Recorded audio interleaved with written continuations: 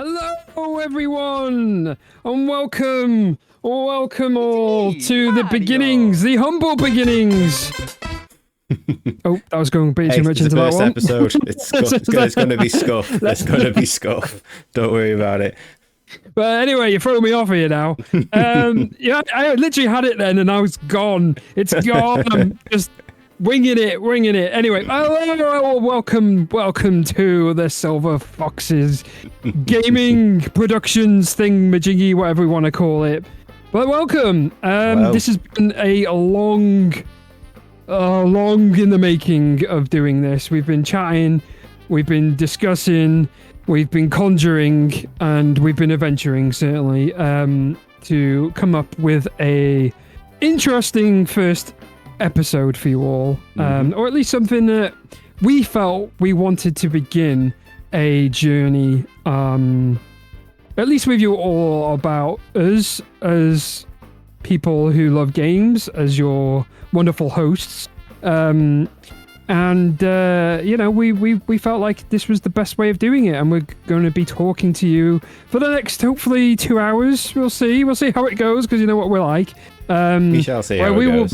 We will be rambling on about our literally humble beginnings, as it literally is called. And yes, of course, I do have to introduce myself. I am Zakashi Gaming. You can also find me at Zakashi Gaming on Twitch. And of course, I am joined by my wonderful co-host, the amazing husbando himself. Hello. It is Mr. Hat. Hello. It's Guy in a Hat Games. Hello, everyone. How are you doing? I'm not too bad. I will sound a bit nasally during the podcast because I just got over a cold, but I'm fine otherwise. So you have to bear with. And you're not here to listen to us anyway. You're here to listen to some tones. Some tones. So, Croc. Oh, Croc, yeah. I mean, that was kind of... This is one you picked, but we both agreed on. It's the only track I picked. Okay, we're going... I mean, you'll notice throughout this thing, we've got like a little theme going on between us. And we both kind of have different starting points when it comes to... I say starting points, we're the same age anyway, but... We started on different consoles, at least, shall we say? At least this one here didn't start off with the wonderful controller that was the Nintendo 64. No, the wonderful controller is debatable. It has its fans. I'll give it that. Listen, if you didn't grow up with it, you ain't gonna appreciate it. Exactly, that's it. It doesn't matter if you had it in your hand. You just knew your way around it. I know exactly still my way around this Nintendo 64 controller. But yes. Anyway, well, it's like I was saying, we were discussing about what track would like to open this up with, and. In the Discord message that I received, it has to be upbeat, and the first track that literally comes to my brain, like as much as some of the tracks that I've picked are quite upbeat, I just knew that for me it was very difficult to not put this. Yeah. It had to be Croc. I'm a Croc fanboy at heart. Same. I much prefer. I mean, I play Croc to death. The soundtrack is literally probably the reason why I became a huge Croc fan. I mean, the whole soundtrack, despite being the intro that we've just played to you, the whole soundtrack has got this crazy upbeat. It's so playful. It is. It's so. Oh, hi, Shibe. No problem. Thanks for the lurk. Thanks for being here. Oh, much appreciate it. Hello. What were we talking about? Croc. Yeah, Croc. It's hard to describe, isn't it? Because it uses a lot of woodwinds to sort of create that upbeat energy or that kind of overtones the whole song, and it's that. I think it's a brass. I'm not music literate. I don't know what shit's called. No. I just know it's music when I hear a song and what it makes me feel like, and I know some type of instruments, but I know the brass that. And it's kind of like it's very cheerful, and it's almost bouncy in a way. I don't know if maybe it relates to the game as well, which is a 3D platformer, but when I hear it, it kind of just makes me feel like it has a bounce to it, and which you'll be doing a lot of bouncing. in Croc, and especially with the drums as well, which kind of is underneath the whole song, which keeps the momentum going, as it were. But yeah, I really enjoy the song. It's a great opener. Yeah, and even when you look at Croc, right, we've got some gameplay footage playing now, and it's just so colourful, and I think the soundtrack represents that as well. It's a very colourful soundtrack. Oh, I've got gameplay music. Hang on, let me get onto it. I've got it open. I didn't even know we had it. Oh yeah. Oh. I spent hours doing all this and not even looking at it. I didn't even know. I should have. Oh no. I should have expected it. I should have expected it from you. What I do notice though is that it's actually on mute. So there we go. Oh, we've not got the got no audio. Hey, I told you. No audio. I told there you. We go. It's scuff. It's all scuff central. First episode. Shit's gonna. It's gonna happen. It's gonna break. It's gonna happen. But yeah, it just reminds me. It's to be honest, Croc is to me the perfect game that represents the 90s.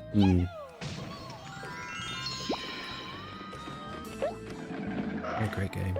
You know, anyone who's played Croc knows that Croc plays like a tank. Yeah, literally, it's tank controls. I played it recently, didn't I? In the past couple of years, and I had a hard time.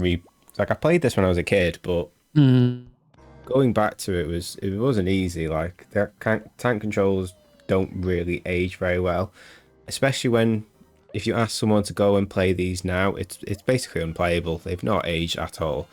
Like I only played it good enough because save states, and I grew up in that era.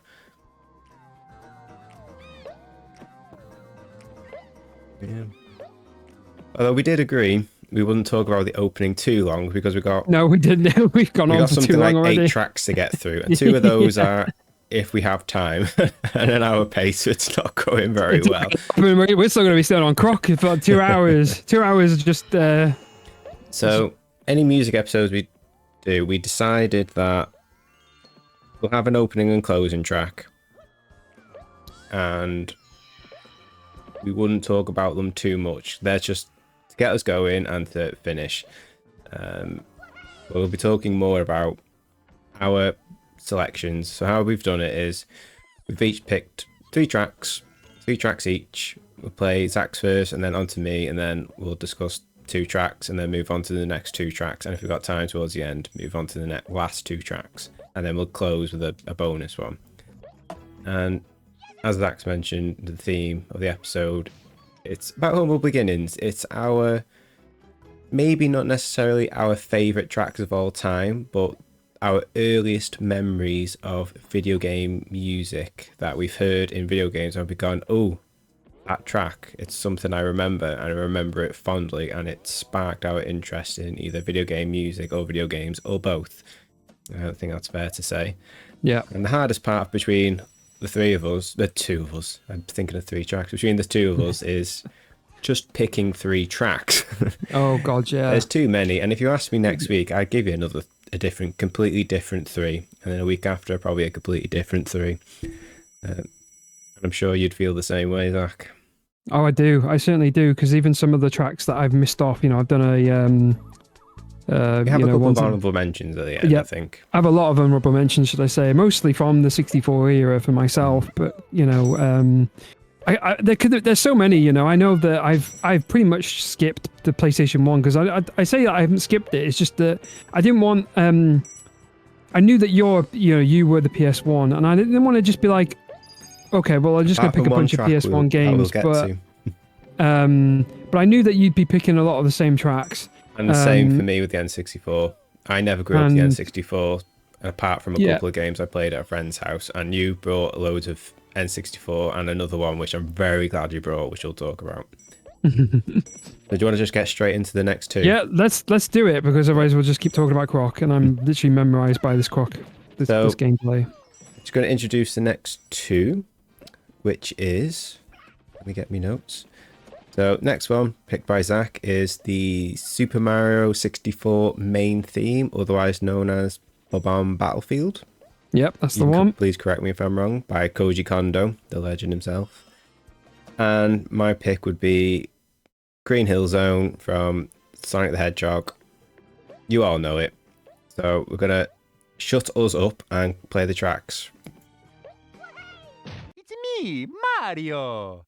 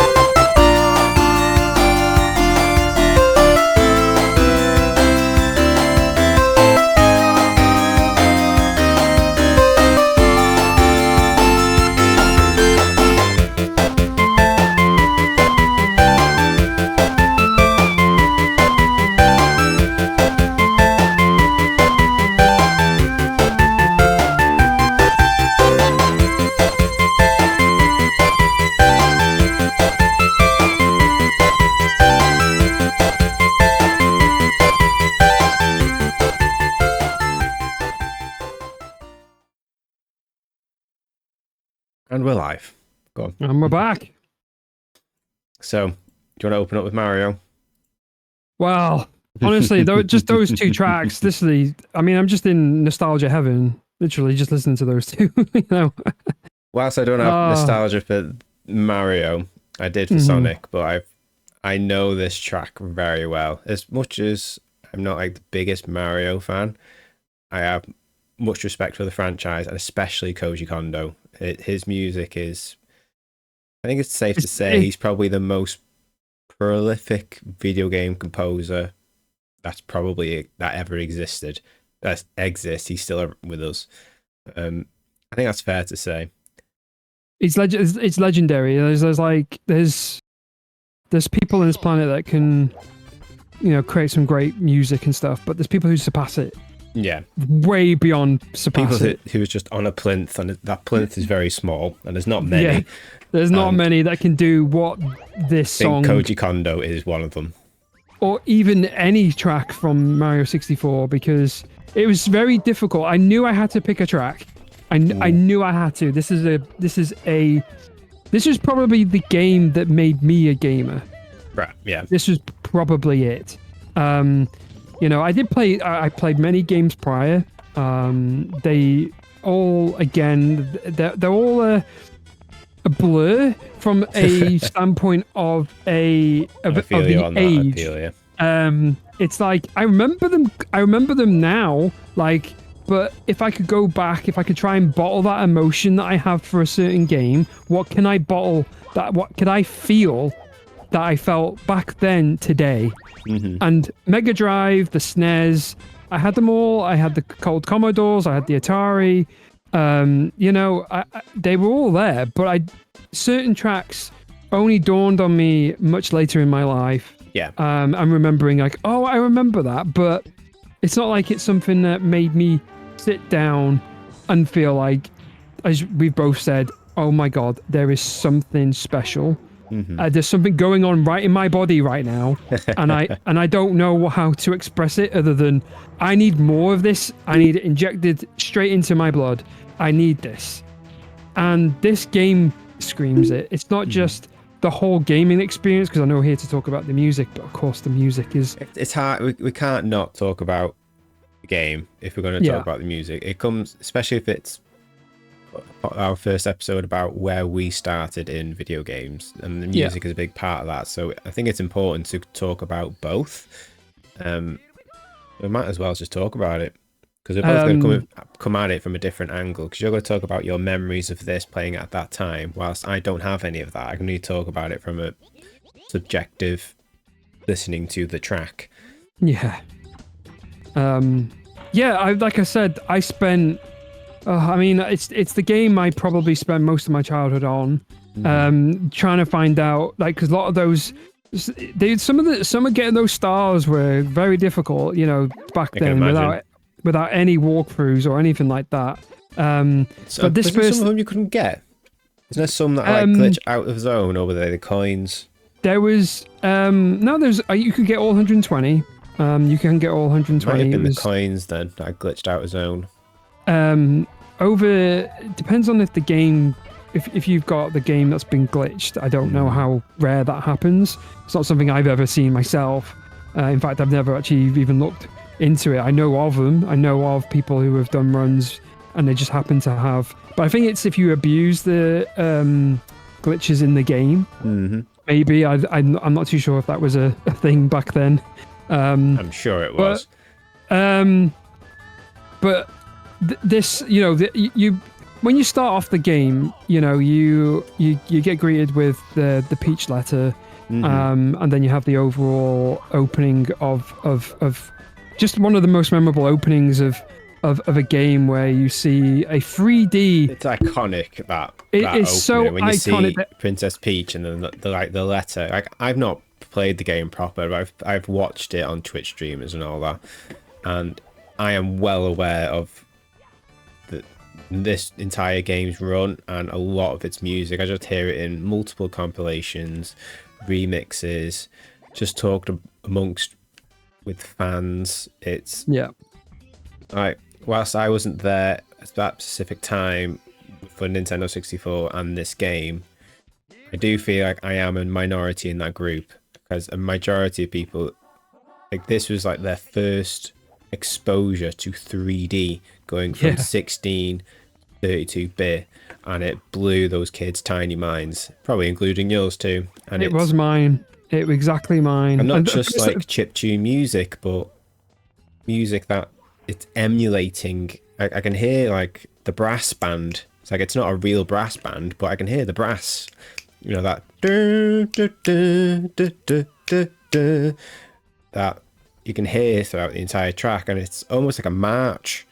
You know, come on, you're marching towards adventure, and it plays into like that list level as well. It's kind of like a Bob-on Battlefield. So that march also enforces that narrative that this is some part playground, a battlefield, and a bit of fun as well. And I love the track. I think it's a great track. It's got quite energetic, cheerful, I find. They're the feelings I get when I listen to it, especially when I hear the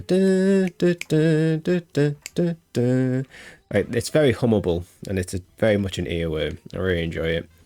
I've been humming this a lot, actually, because I've been listening to this playlist for the past 3 days over and over again. Once to get my thoughts and to set up OBS, and the two I hum the most actually is the Croc theme and this one. That I've been humming it a lot, and it's, you know, it's not a track that I hear very often, so there's something to that. When Koji Kondo's a masterclass. Yeah, I can honestly agree. First things first, Paigey, hello, welcome in. Over that we've said hello to her yet. I sent a courtesy text hello. Yeah, it's honestly just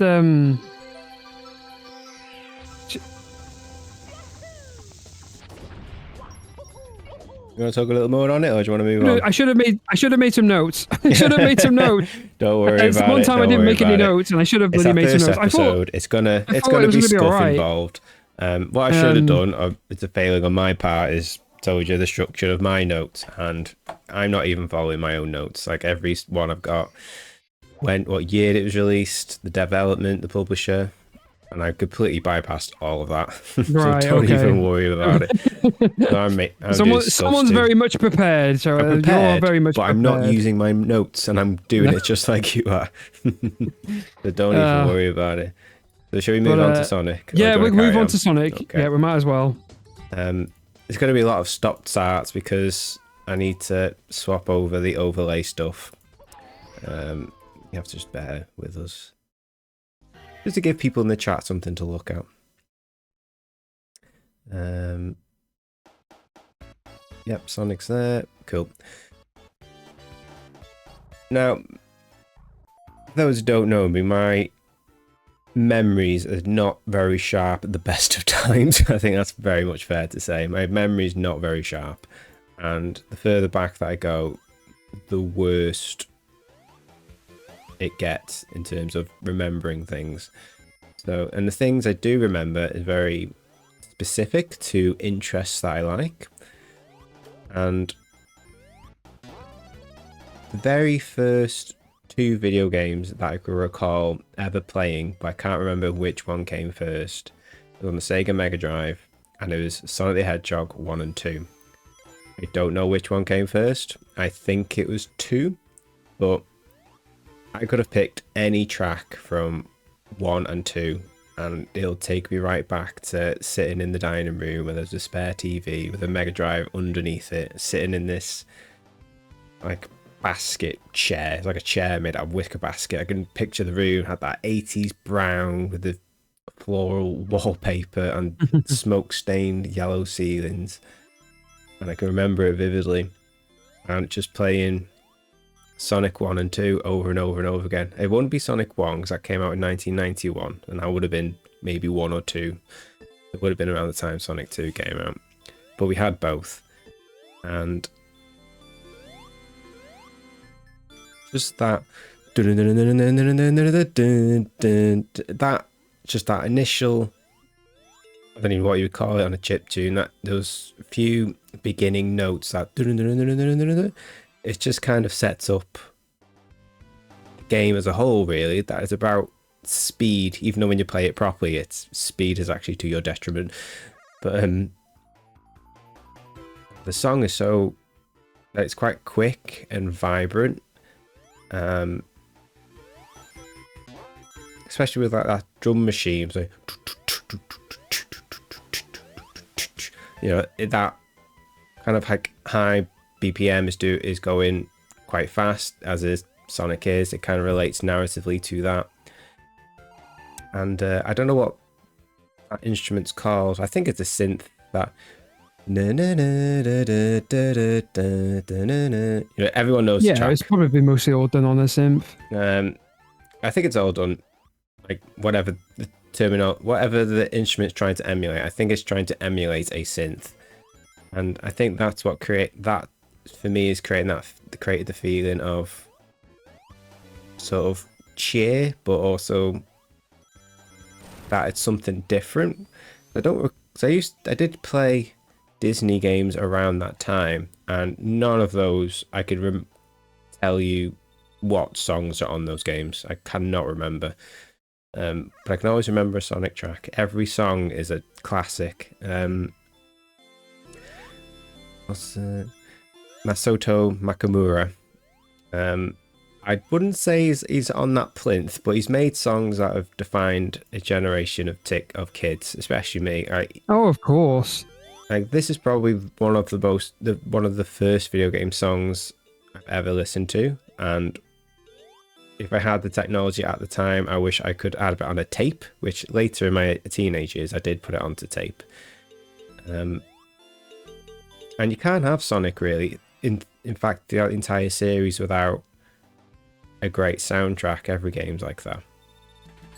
And I think one of the best things about Sonic 1 in general is it uses what the sound chip of the Mega Drive did best, which was bass. Yes. The bass of the Mega Drive is mwah. And that's probably where, without me realizing, it was where my love of bass came from. I love really good bass in any track, especially when accompanied by great drums. And this track is no exception. I'm trying to listen to it. You can hear it underneath that synth and in between the drums. Oh,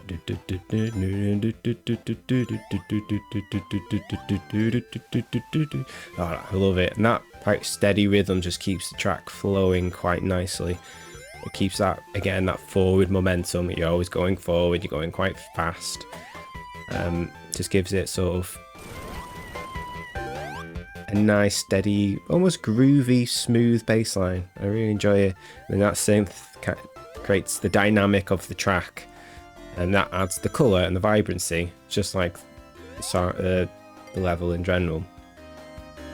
And this is quite early in my video game memory, so it's not that strong. I just remember playing this game a lot in that little corner of the dining room on that little TV on a really uncomfortable chair made out of wicker or whatever it was, until I broke it because I fell right through it. I remember that one. That was quite entertaining. But yeah, even this is a game even my mum and dad played every so often, and they don't play games. Yeah, I remember it quite well. I suppose it probably quite helps when you make soundtracks for these games, because it's more to do with the character. Yeah, and this game is a character game. It's a character game, like Mario is. Mario is a character game, and Sonic is exactly the same. And it's just both create different feelings, don't they? They both have, both much very different. But it's just that, like, the first level, is always...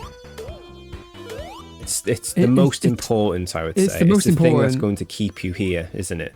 If the first level sucks, you're not going to play the rest of it. So that first opening, within the first few notes, has to land. And I think Green Hill Zone, as well as Mario theme, they both hit it out the park. I think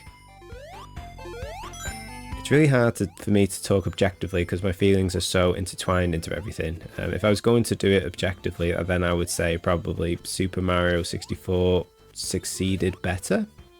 I think the track is objectively a better track, although music is very subjective. It's subjective. It is very subjective. Apples and oranges, right?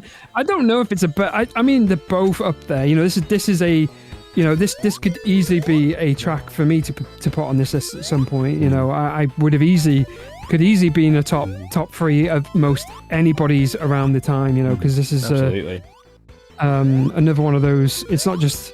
Again, you know, you take the whole experience because, of course, you can just talk about it from the track perspective, but and usually in these games, as well, that comes into factor as well. You know, but the music helps make the level, and the level helps make the music, and these are, you know, especially for these two, are so reliant on those tracks to be spot on. Because if it was just nothing, it was nothing about it, I don't think people wouldn't have cared. As you've said, nobody would have put the effort into wanting to find out what the rest of the game's like, and find out the rest of the music. Because, you know, both of these games have fantastic music throughout the whole game. And it'd be a shame for those people to, you know, not not to hear the rest of it. But no, Sonic's a great pick. Sonic should be there. It should always be. You know, Sonic has it doesn't matter which game. You know, Sonic has a fantastic soundtrack. I wouldn't say. I kind of want to say Sonic probably has the overall better soundtrack, as in it like on a global. Again, it's taste. I would agree with you only because I love every Sonic. I think because not every game, but every Sonic soundtrack. No, not every game, but mostly the soundtracks that follow. Because the thing is with Mario is like, yes, okay, you can have a Mario game that, you know, once you've heard one, they're very kind of similar, shall we say, in ways, because they all have that the Mario song or the Mario's to me is quite samey. That makes sense. That makes some sense. Good ones. Mario quite samey for me. You know, you've got like on the GameCube when you had Sunshine, like that was a whole nother vibe, and I think that's you know, that for somebody else who grew up with the GameCube. I grew up with the game. Have we lost him? Oh, am I not here? No, you're back. I thought I lost you then. Keep going. I lost you, man. I lost you. Keep going. We can hear you. I'm here. Am I here? No, you're still here. Keep going. Oh, we're still here. Okay. Oh, we're still going. No, we haven't died. I don't think we've died. Hopefully not. No dead. No died. No dead. No, I've still got my lives. I've still got some lives. I can't remember what I was saying now. I've gone. I'm sorry gone about that. Your voice cut off for some reason. I was like, oh shit. Oh, was it? Oh but you're back on, don't worry. Okay. So you talk about the Sonic soundtrack and the Super Mario soundtrack as a whole. Yeah, like the series. As a whole, like as a series, because again, like I know I'm literally just becoming a hypocrite of like, why did I even chose Mario in the first place? But because it's your humble beginnings, and it has every right to be. I'd have all my tracks from Sonic Adventure. Same. Don't worry. We'll do a podcast eventually purely of Sonic's music. We will get there. Me and Zach love Sonic so much that Sonic needs its own podcast. It probably does. We will get there.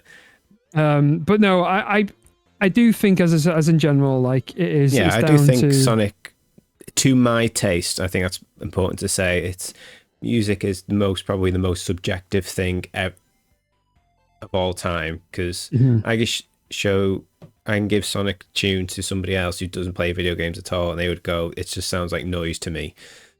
But for whatever reason, and I can give it to someone else, and it's the best thing they've ever heard, and they don't play video games. It's music. It's highly subjective. I'm just saying from a subjective point of a first level, which one in terms of music and tone probably succeeded a little more? Maybe for most people, Bomb track. Yeah. I think that succeeds very well. But for me, I listen to Sonic music. Don't think it's an exaggeration to say every other day since I was a teenager. I don't think I'm exaggerating when I say that. I listen to Sonic music every other day without fail. There's just Sonic music is just too important, and we'll save that for the Sonic podcast. We need to get moving. Yeah, well, we keep moving. We got too many tracks. We've got like an hour and a half left. We've done 2. Well, actually, we've got, I don't know, what time is it? 7, 8? We're closer to an hour and a half. An hour and a half to go. We'll just move on. You got anything last to say about Sonic, Mario? Again, 2 of the most iconic characters, having probably the, I mean, this is not even because I picked 64. I didn't pick Super Mario, the Super Mario Bros. Original, because that wasn't the game I grew up with. Really, it was something I played much later. But this is Sonic's first game. This is this was a banger. This was you knew that this was going to be a good. It's such a good track. And the but game even Paige's played this. Paige's played the original Sonic. Wow, she played a 2D game. I don't believe you did. I know. Paigey, if you're around, what's your fond memories of it? 10 out of 10. 10 out of 10. That's vicious. How did you? When did you? Which version did you play? Because I know you definitely didn't play the you didn't play the Mega Drive. Did you play it? Did you have it on the Xbox? Or did you Sonic have is on everything. It's on Sonic everything. is literally on everything. Sonic gets around. Sega Mega Drive, thank you very much. You played it on the Sega Mega Drive. Wow, that's something I didn't even know. I haven't really discussed much back history with Paigey, so I'll have to be another conversation for another time. Well. We could have done. Yeah, we could do. If she's up for it one day. Okie doke. So, I'll introduce the next 2 tracks.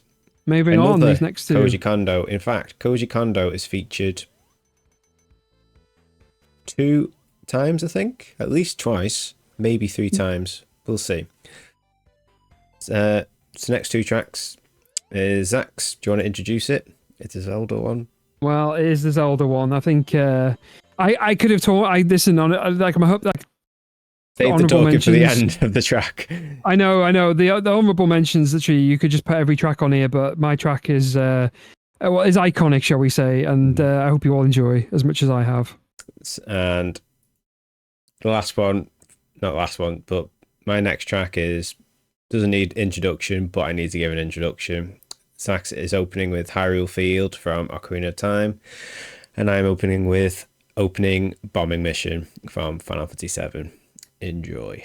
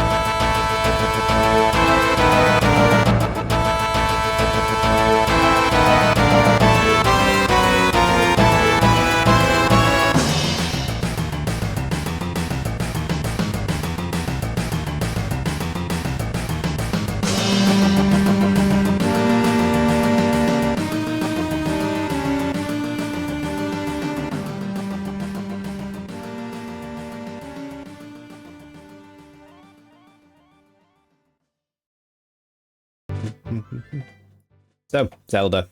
Oh, Zelda, eh? Honestly, Another one I've do- not played properly. where do I even begin with Ocarina of Time? Other than it's the GOAT. And I don't It's- think that's an exaggeration to say No. that it's probably a lot of people's favourite game of all time. In fact, we're talking about two of probably nearly a lot of people's favourite games of all time. I think this is it. Yeah, we're literally just diving straight into your heart right now if you're a Zelda or Final Fantasy fan when it comes to these two tracks. It's that moment, right? For me, this track becomes so vivid to my head. Is that moment when you leave the forest? Yeah, when you I've gotten eventually that far at least. After leaving the forest, and you go, and then you have this scene of what this open map. It's like, wait, what? There's a map, an area that I can run around, and that moment to you as a kid, when you're imagining, playing it. Like I said, I can only think about it from my perspective of how I felt at the time. And I knew how I felt because, again, this is how much this game stuck with me. I've played this on every, I played the 3D version when it came out. I've replayed Ocarina of Time numerous times over these years. I haven't played it in a long time, so it might be due a playthrough. But that moment still gets me because it just it gives me goosebumps. The goosebumps of the track that goes along with it. Hence why I've picked it. And just the fact is how it just opens up to a world of exploration. And it's the perfect track. It's got everything about the track. It's one of those that you realize that you don't, because most of the time you hear the and that's just, honestly, it plays with all of my single emotions right now. That it's almost bringing me to tears. literally listening to It's it. a beautiful thing. Because it just brings me back to such a pure time of my life that honestly, I wanted to be Link in this game. I so badly wanted to be Link. I still do. This is, I still in me. I believe Link is in me. I believe somewhere Link is in me. I was the chosen one. I could interpret it in many different ways. Yeah.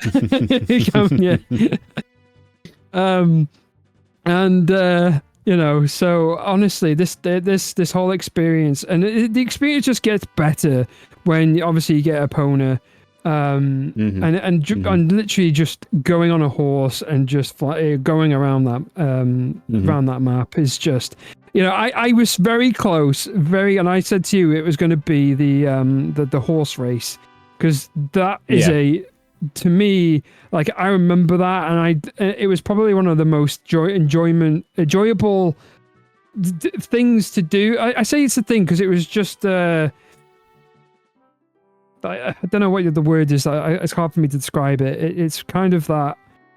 It's silly. It's a silly. It's around like the silly track, but how much it truly. I don't know. It's one of those that just.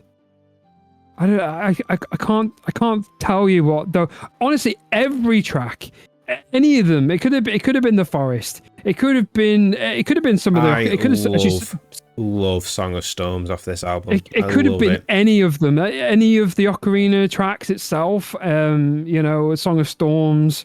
God, it's so full of enjoyment of every track. But the one that stood out is that moment, like I said, that moment of you going straight out into that field and exploring it and being like, wait, I can go where I want.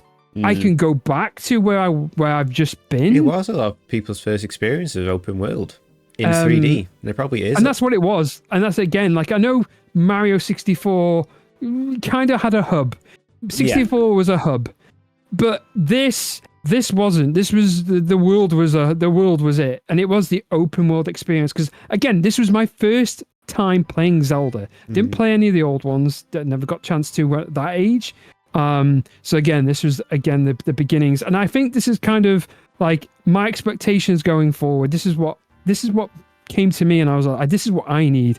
I need this game tenfold in my life. And I'm so glad. And again, it's one of those, again, that 64, that Koji is just so, God, he's a legend. I keep saying it, but every note, every bit of this track to me was, even the insecurities of the track, because the further you go into it, you think, well, you only realize it when how far you go into the game, because when you get to be old Link or older Link, spoilers for the 20 million year old game. Oh yeah, if anyone's not played this game, I haven't played it actually. I played up to a little bit. Oh, I'm spoiling it for you now. It's alright. I mean, is Zelda, like, I'm quite sensitive to spoilers. Yeah, I actually don't mind it with Zelda because it's, I don't want to say it's pointless, because it's certainly not pointless. It's just I don't know. This was the game of, it was almost 2 games in one. And that's how being young and having the young Link and having that wholesomeness and being immature and growing up and stuff. And I think that's kind of how this was the game. I think they couldn't have done it any better, because again, Zelda's such an old game. It was in the 80s game. And those people growing up, this was their first Zelda 3D and they're having a kid. So I can understand it from their perspective. Perhaps they were a bit like, why am I still a kid? When we maybe grown up, because they probably had all the others thinking that they were probably a grown-up Link. But then you have this Link, but then you get to be older Link, and then this game takes a massive dark turn. Honest to God, have dark themes in this game. Absolutely, it is so dark. And you do get it with in this song. It's it's. I can't remember the timestamp, but there's definitely a point in a timestamp where the tone just does a drastic shift. The tone changes so I'm assuming bad. that's when it goes to nighttime. Yes. Because the game does, I think it's one of the first instances of like dynamic music changing within a video game. And you can certainly hear it at a certain point where it doesn't change key. I don't know what the right word is. Again, I'm not a music lyricist. I think it just changes the tone and into a slower pace, and it creates a darker atmosphere. Like there's something like it's got that thing that Koji likes to do with the drums, where it's kind of like marching, like you're marching onto an adventure. And again, it uses the French horns.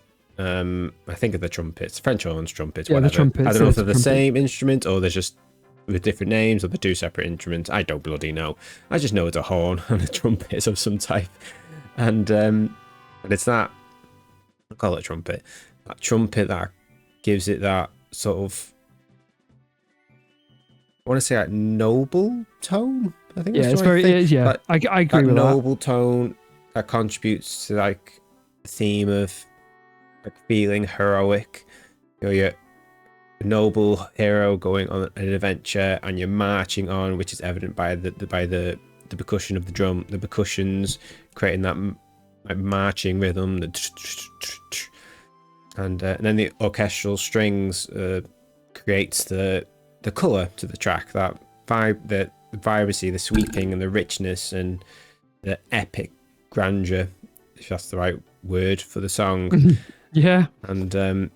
And all of that combined together creates you are going on a grand adventure. And then when the tone suddenly shifts into something darker, it still uses the exact same instruments. It just brings it down a bit and it lowers the tone.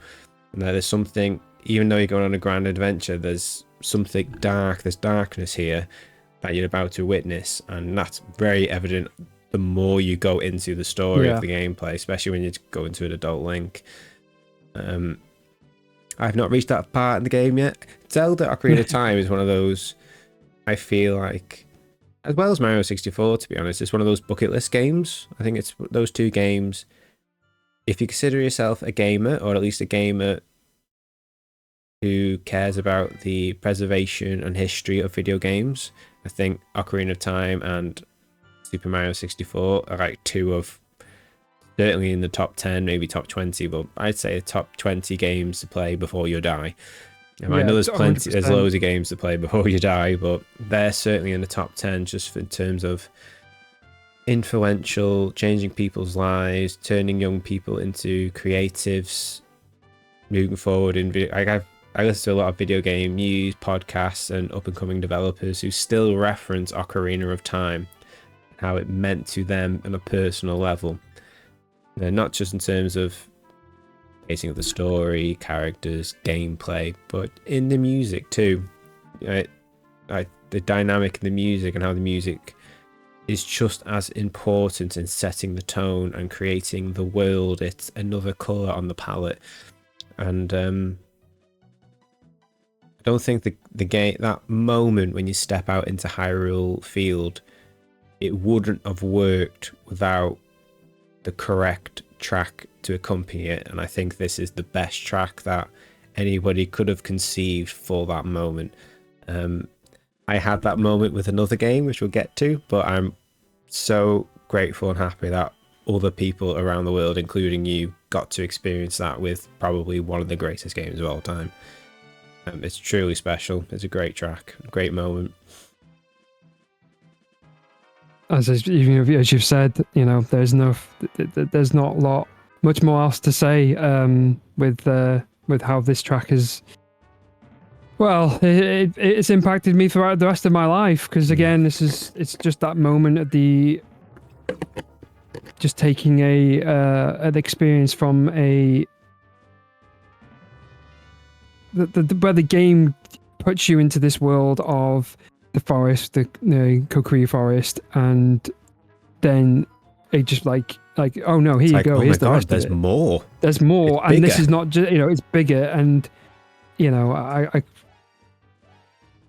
what else can you say? This is the go. This is probably the it had everything. It had everything that I think that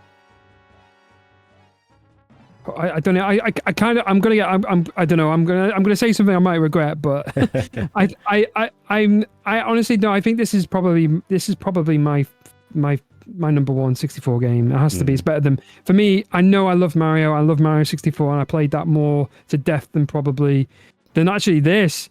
But I think over the years, I know that I've come to love Zelda probably more. Realizing, but I wanted to be Zelda. I wanted to be Link. Hey, I can't be Zelda I was if I that want to kid be. who thought this was Zelda. Zelda all along.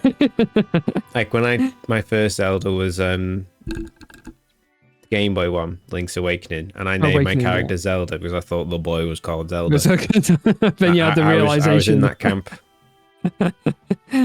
Oh no. Oh dear.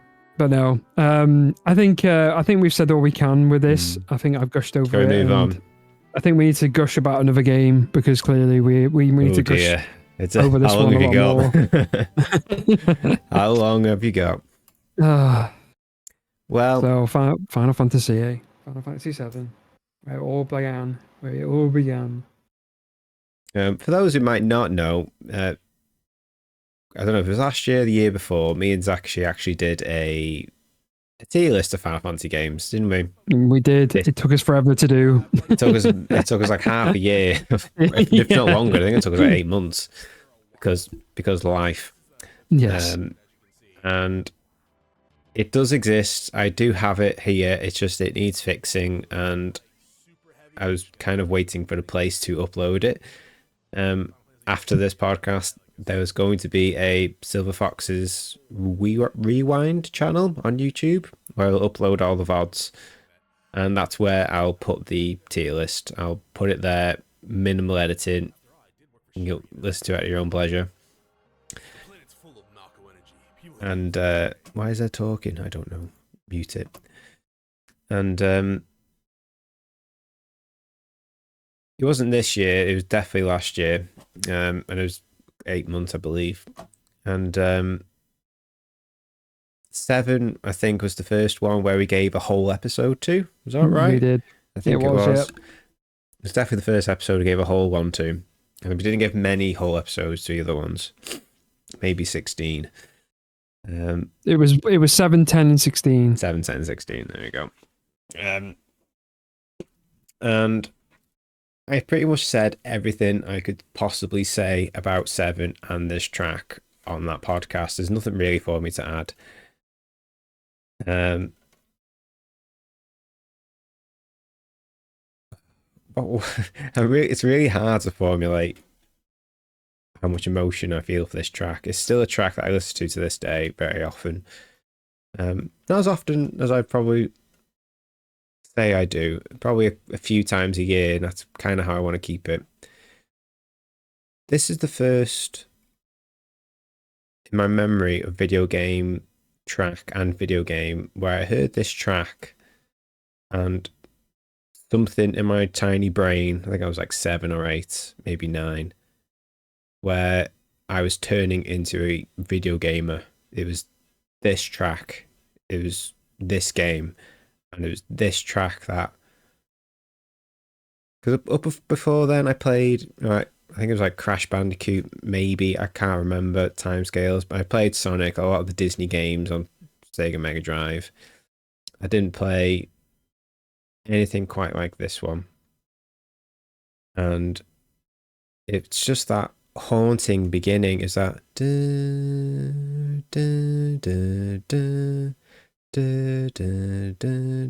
that backdrop. I'll rewind the video.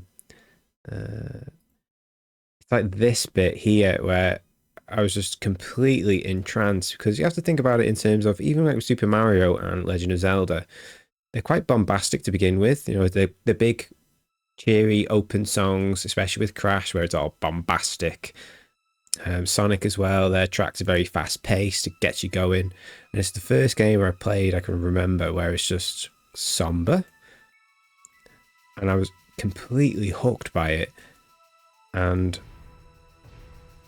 that somber, haunting vibe, and then it slowly just adds not many layers, but just enough layers.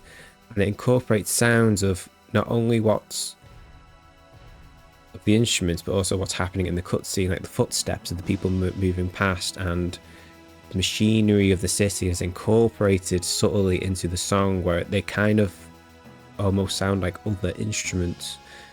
Then you get the big dun, dun, dun, dun, dun, dun, dun. And throughout the entire sequence as a kid, because I remember it vividly, I was just holding my breath, like, what am I doing? What am I playing? And then that bit comes in, and the camera just drops when that bar hits, and and the camera just swoops down and drops and goes right into the train. And like, what can I say? It's like you with Zelda. I've got so many feelings about it, but it's easy for me to talk about the songs objectively, of the songs we've heard before, because I didn't play them that much. With this one, I've played to death, and I listen to it regularly. And there's so many. Where's my notes? Because I've had all these feelings and I wrote them down quickly. Yeah, go for your notes. I'm only going to read the notes. I'm just going to carry on. It's like, I've not heard anything like this in a video game up to that point. Especially with the drum, that bass that kicks in. I think it's a bass. That it could be some type of string, could be a drum for all I know. But it was just so intense. And when it swooped down into what I'm looking at now, that combat engine, and the music just kept flowing. It didn't stop at all. It just kept going, and I don't think the song stopped until you got to. I'm trying to remember. I think it still did. It play during the No, when you got inside the Mako and it changed into the. It changes, yeah. So that whole opening bombing mission. That could have even been one as well. Any track from 7 could have been on this, but these are like our humble beginnings, and it was that. Yeah. It was that initial dun, dun, dun, dun. It was just those first notes that really captivated me as a child, and it was this game where this was the game I was looking for, that I didn't know I was looking for. I played video games around that time, but I was too interested in like toys, cartoons, collecting trading cards or stickers or whatever I was into at that time, Pogs or Taz Pogs, whatever they were. But it wasn't until this track and this game specifically where something in my little tiny brain just flipped a switch, and this was all I ever wanted to do with my life. Whatever this was, this is what I needed to sustain me. It was this music from Nobuo Uematsu and this video game and video games as a whole, and it's my main pleasure in life, video game music and video games in general. And it all started from opening bombing mission.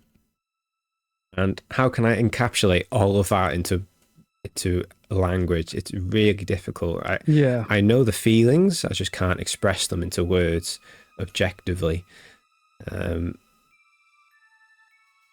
It's the strongest emotion at the moment for me right now is just pure nostalgia. It just takes me right back to that time with that little 15-inch silly silver TV in the back of my mum's video shop. On that little TV. Or was it at the front of the video shop? I don't quite remember that part. But it was at the video shop and just playing that game, and I was just so captivated. And my mum's cousin at the time, Chris, I think his name was, he loved Final Fantasy, and and every time I'd see him, which is very rare, but I said, oh, I like Final Fantasy, and then I think he borrowed me his copy of the game, and that's the one I played all the way through, and it completely changed my life, and to a point where without this video game and without this track, me and you wouldn't have met. That's what I was literally just about to say. It's like this game set a chain of events where me and you would meet, where me and you would talk, and me and you would have a 14-year friendship that stood the test of time.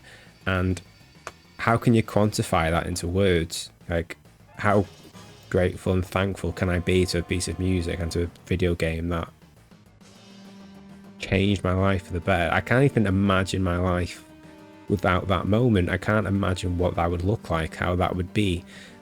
And I have this video game and this track specifically to thank for that, and I'm eternally grateful. And what a time to be alive, to experience that, to have what I have right now, which is you and all the video games and stories and music that shaped and adapted me throughout my life because of this track and this video game. Save some of this for the best man speech, but this is getting recorded, so I can snip this out and then rehearse this bit. Keep it going. But then it wouldn't be a best man speech, it would just be the best game speech, and you're included in it. Yeah, that'd be it. Then I don't think there's anything more I can say. Just I knew you were just gonna. I knew this was gonna be in the list. I just, like I said, there's no point. I knew it was like, okay, I'll let you deal with this one because. Yeah. It was my pleasure. If I was going to give another one from this game which invokes the same feeling, it would be Farmer's Boy for when you step out of Midgar and you enter the open world. Yeah. That track as well. Like how you experienced Hyrule Field track when you stepped out into the Hyrule Field.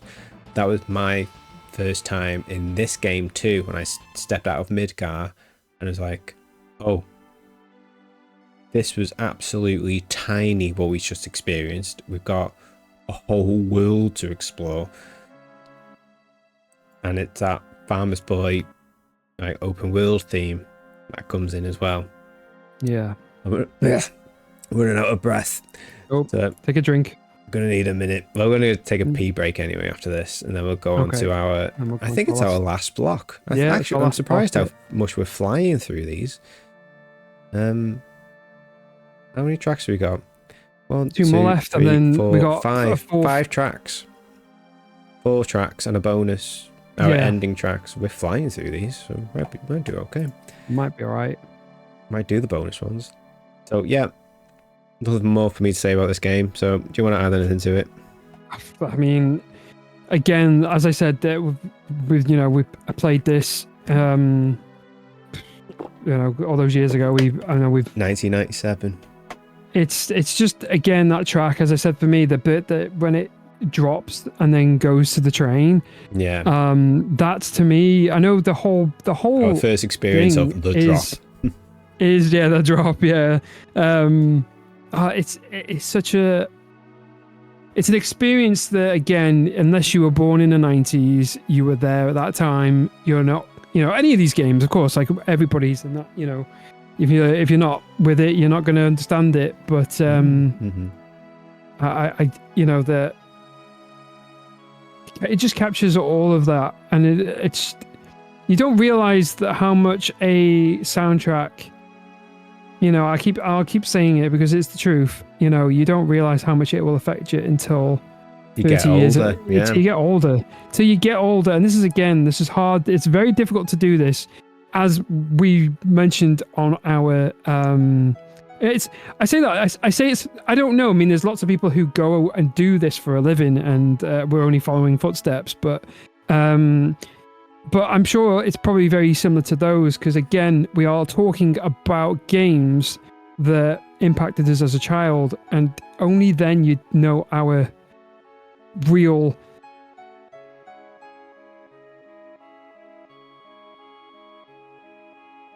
where we will have different emotions, but emotions that we can understand now, difficult to but still difficult to express. And Final Fantasy, Zelda,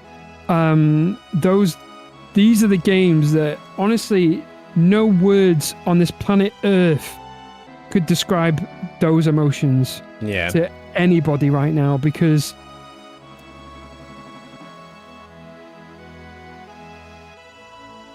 games, that's it. You leave that person alone, and because that's what they love, and they have every right. These two are set the time. These two games literally made all the games after. And that's why I paired these two together, because whilst the tracks thematically might not be quite the same, you could argue that they are sometimes, but I think these two, for their respective consoles, are like turning points for a lot of children back in the 90s, and teenagers too. Especially for me and you. These two games are on a lightning in a bottle games, are on a plinth of their own, and we're not even talking about Nobuo Uematsu. No, if Koji Kondo is someone who's on that plinth, then Nobuo Uematsu's with him. He's with him. He stood there with him. They're Smaug and Stein in Dark Souls. That's who they are. Yeah, they're right up there. They are there. The quintessential video game composers. There's some up there as well. Some others up there as well. I actually give some to Ko Shinomura. I think she's should be up there too. Sadly, we didn't pick a track from this one, but let's sum up the two tracks as a whole. It's two of the greatest video games of all time, probably in a lot of people's top 10. Definitely in the top 10 of video games you should play before you die. Great honorable mention to Final Fantasy VII Remake. I think they honored this track and how it works to the best they could possibly make it. Both for the older, especially for the older fans. I think Remake honored the older fans with this track and that moment sublimely. I couldn't imagine how they could have made it better. I could imagine lots of ways how they could have made it worse, and I'm glad they didn't. They succeeded with the remake, I feel, with the opening, especially with the opening. So honorable mention to that one. Yeah, I'm grateful you did in a way, because yes, it does. I suppose it's a bit more relevant, shall we say, especially with the bombing mission, because with the remake that came out just a couple of years ago, it's again a track that that's they are an experience. Absolutely. It's an experience of proportion of epicness, where just even if you aren't a video game fan, even there are people who have literally listened to these for the first time in their 30s, 40s, and 50s that have never played a Final Fantasy game, and they've listened to it, and even they have appreciated these songs. And it just tells you, it just, as I said, Koji, Nobuo, you are two of the ghosts of video game music. Mhm. And you, if there was, and I don't know if there is, is there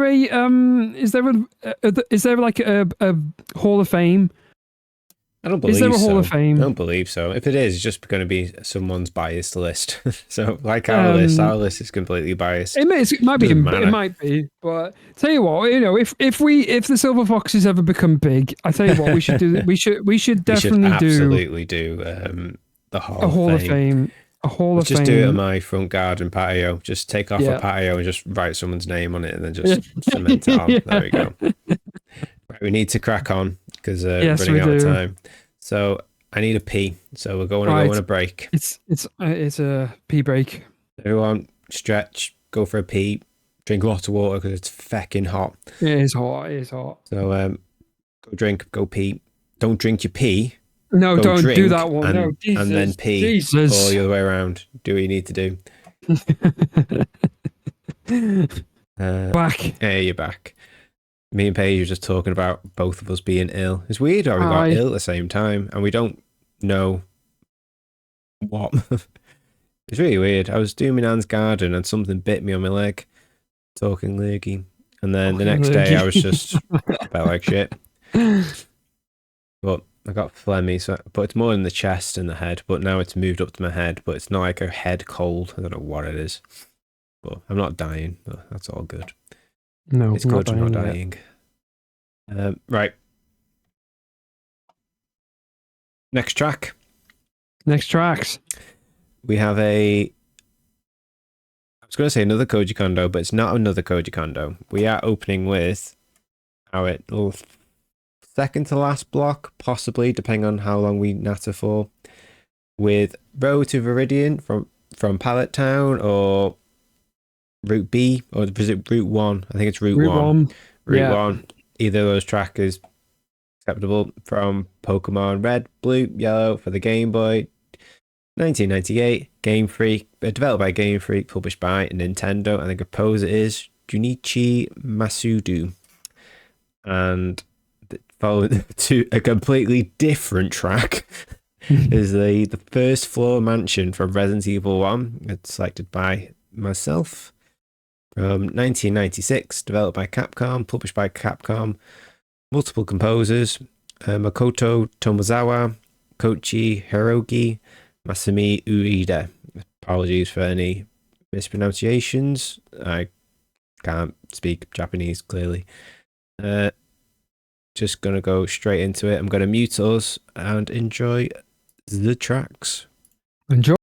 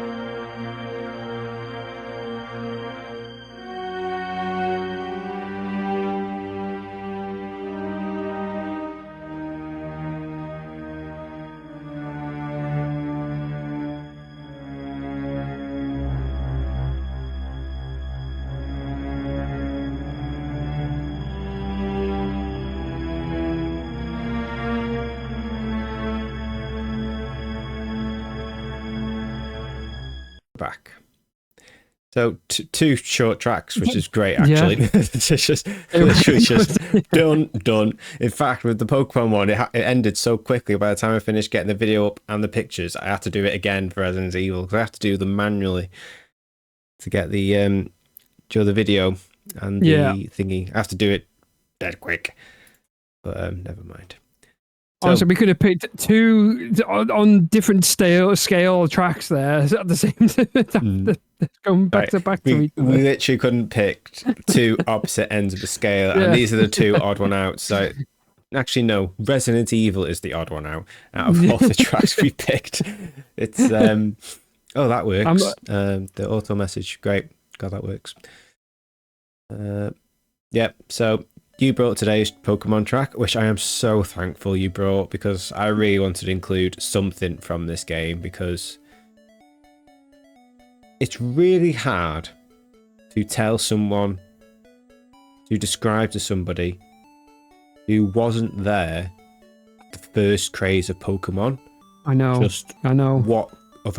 How much of a craze it is. You think it's a craze now? It's hard to convey and to show and to quantify what it was like when the Pokemon video games and anime dropped. And maybe you can describe it better than I can. I can try. It was an obsession. It was an obsession. Literally, I think obsession's actually taking it to a light word as well. If I say Pokemon to my mum and dad, I can sense their eye rolls from across the room. How much money and time and energy they had to listen to me put up with Pokemon. Honest to God, if anything Pokemon came out, I owned. Yeah. I owned everything from the bouncy balls to the cards to the games to plushies to like pajamas or whatever, and what God knows what. And it's honestly, it was the biggest thing that, apart from because it's crazy, wasn't it? I can't describe it. It was crazy. What else can you say? Every single child, boy or girl, or non-binary at the time, everyone was into Pokemon. Everybody had something Pokemon. We were all playing Pokemon. And I wasn't a friendly kid in school. I didn't have any friends in primary school. And then when Pokemon came out, there's people talking to me, but really just to ask if I had any Pokemon stickers. Yeah, that's Pokemon it. Literally the same. Or to trade Pokemon. And I was the only kid that had the bloody wire. Yeah. So everyone was asking, "Oh, can I borrow it? I felt no. Honestly, I loved it, and most of the people I didn't even speak to, but I just loved knowing that I had the wire that everyone wanted. Yeah. And it was just felt me. It's like that moment. It's just like being wanted. I'm literally being Cloud. Literally, we're being Cloudy, just wanting to be loved by everybody, and just pretending to be somebody else that we're not. The cable as well, where if you knew the trick, where if you turned it off at the exact same time, you wouldn't move the Pokemon, it would clone it. Yeah. So we'd both get to keep the Pokemon. Keep them. Yeah. Remember that? That was in a magazine somewhere, I think, or someone told me. Oh, and then finding the Missingo. Missingo, yeah. Oh God, what a time to be alive at that time was. Oh, getting Pokemon up to level 100, super quick. So, oh, good. Pallet Town. Did it? Yeah. Again, could have picked any track from this one. Honestly, yeah, I was torn between Pallet and Route 1. The reason why I went with Route 1, I'll give you my reason for it. It's the beginning of your journey. Yeah. Simple. That was it. There's a theme for this episode, isn't there? Yeah, it is. It's like I said. It's the beginning. It's the beginnings. I know. Like we didn't purposely pick our. No. Oh, we have to pick tracks that are like a start of an adventure or the start of something. It's just. It was the start of our own personal journey with video games and music, and it's usually the first thing you hear. And we tend to play the same video games, like role-playing games or platformers or things of that nature. Like apart from one, they're all, or two actually, if it gets to the bonus, they're all platformers and RPGs. And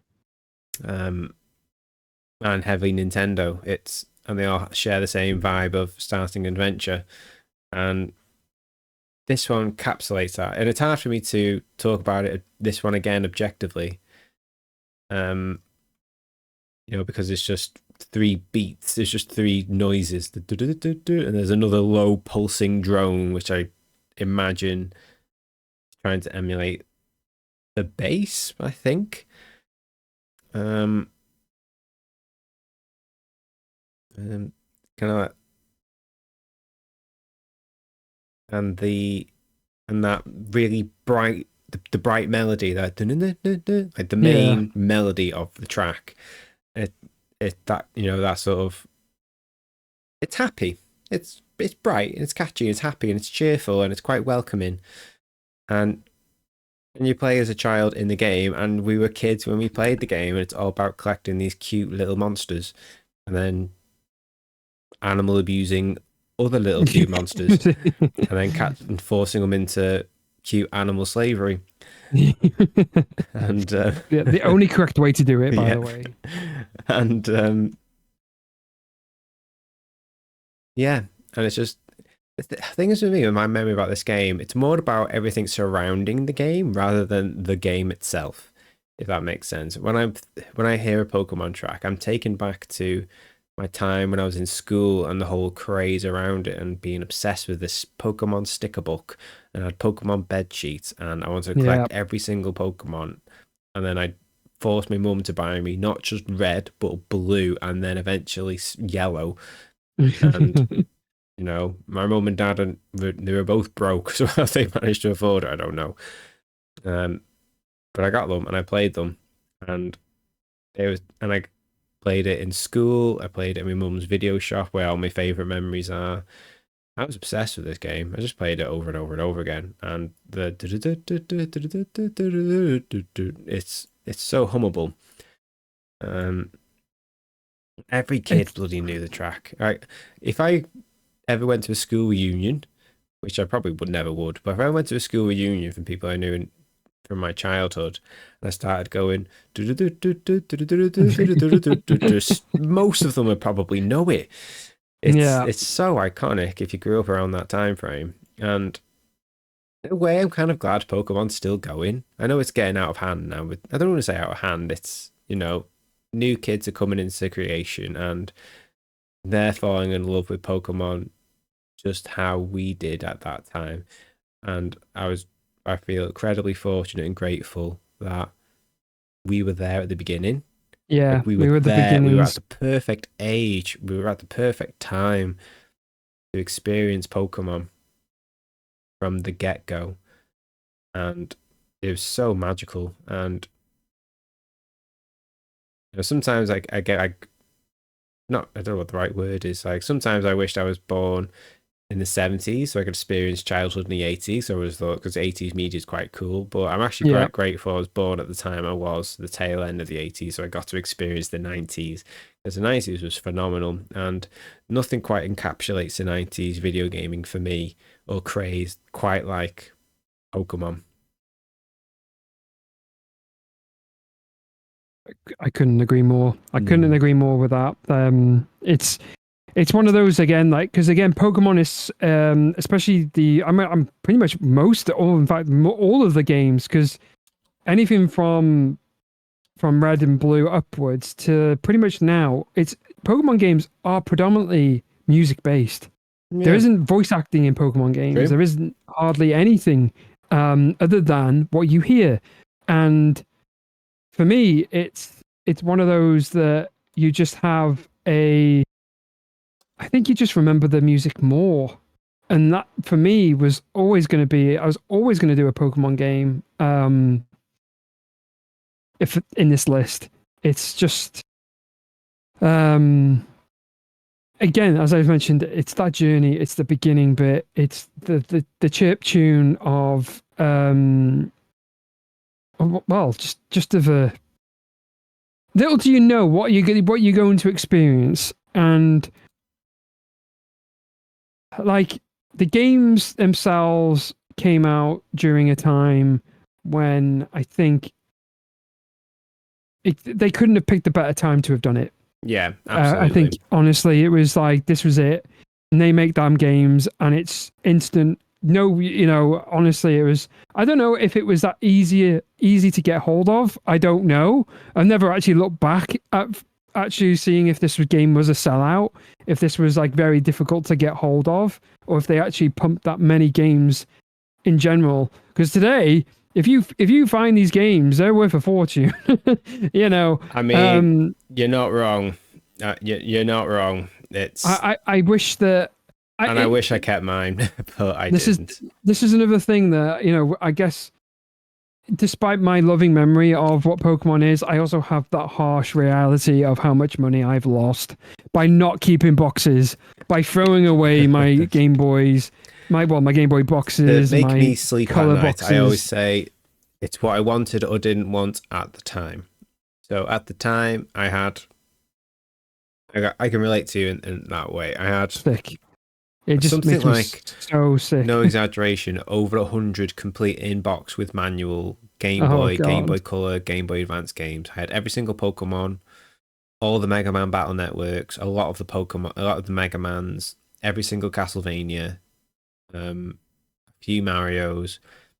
I had so many, and I sold all of them but two to afford a PlayStation 3 at launch, and I don't think I got a good return on my investment there. No, definitely not. For those who don't know, the PS3 was £600 and stupid pound on launch. It was crazy. It wasn't worth that price, and I regret it. But that's what I wanted at the time, and it's one of those things. I'm glad I still kept my two favorite Game Boy Advance games of all time, which is Golden Sun 1 and 2. Golden Sun's yeah. And I was a bit older when I played those, so they weren't beginnings for me. That's why I didn't include them. But hey, this is what we. It's life. It happens. It's just life. We lose things, and we sell things, and that's one of the, I'd say, privileges of being an adult, is that we now have disposable income to go and buy them if we really want them.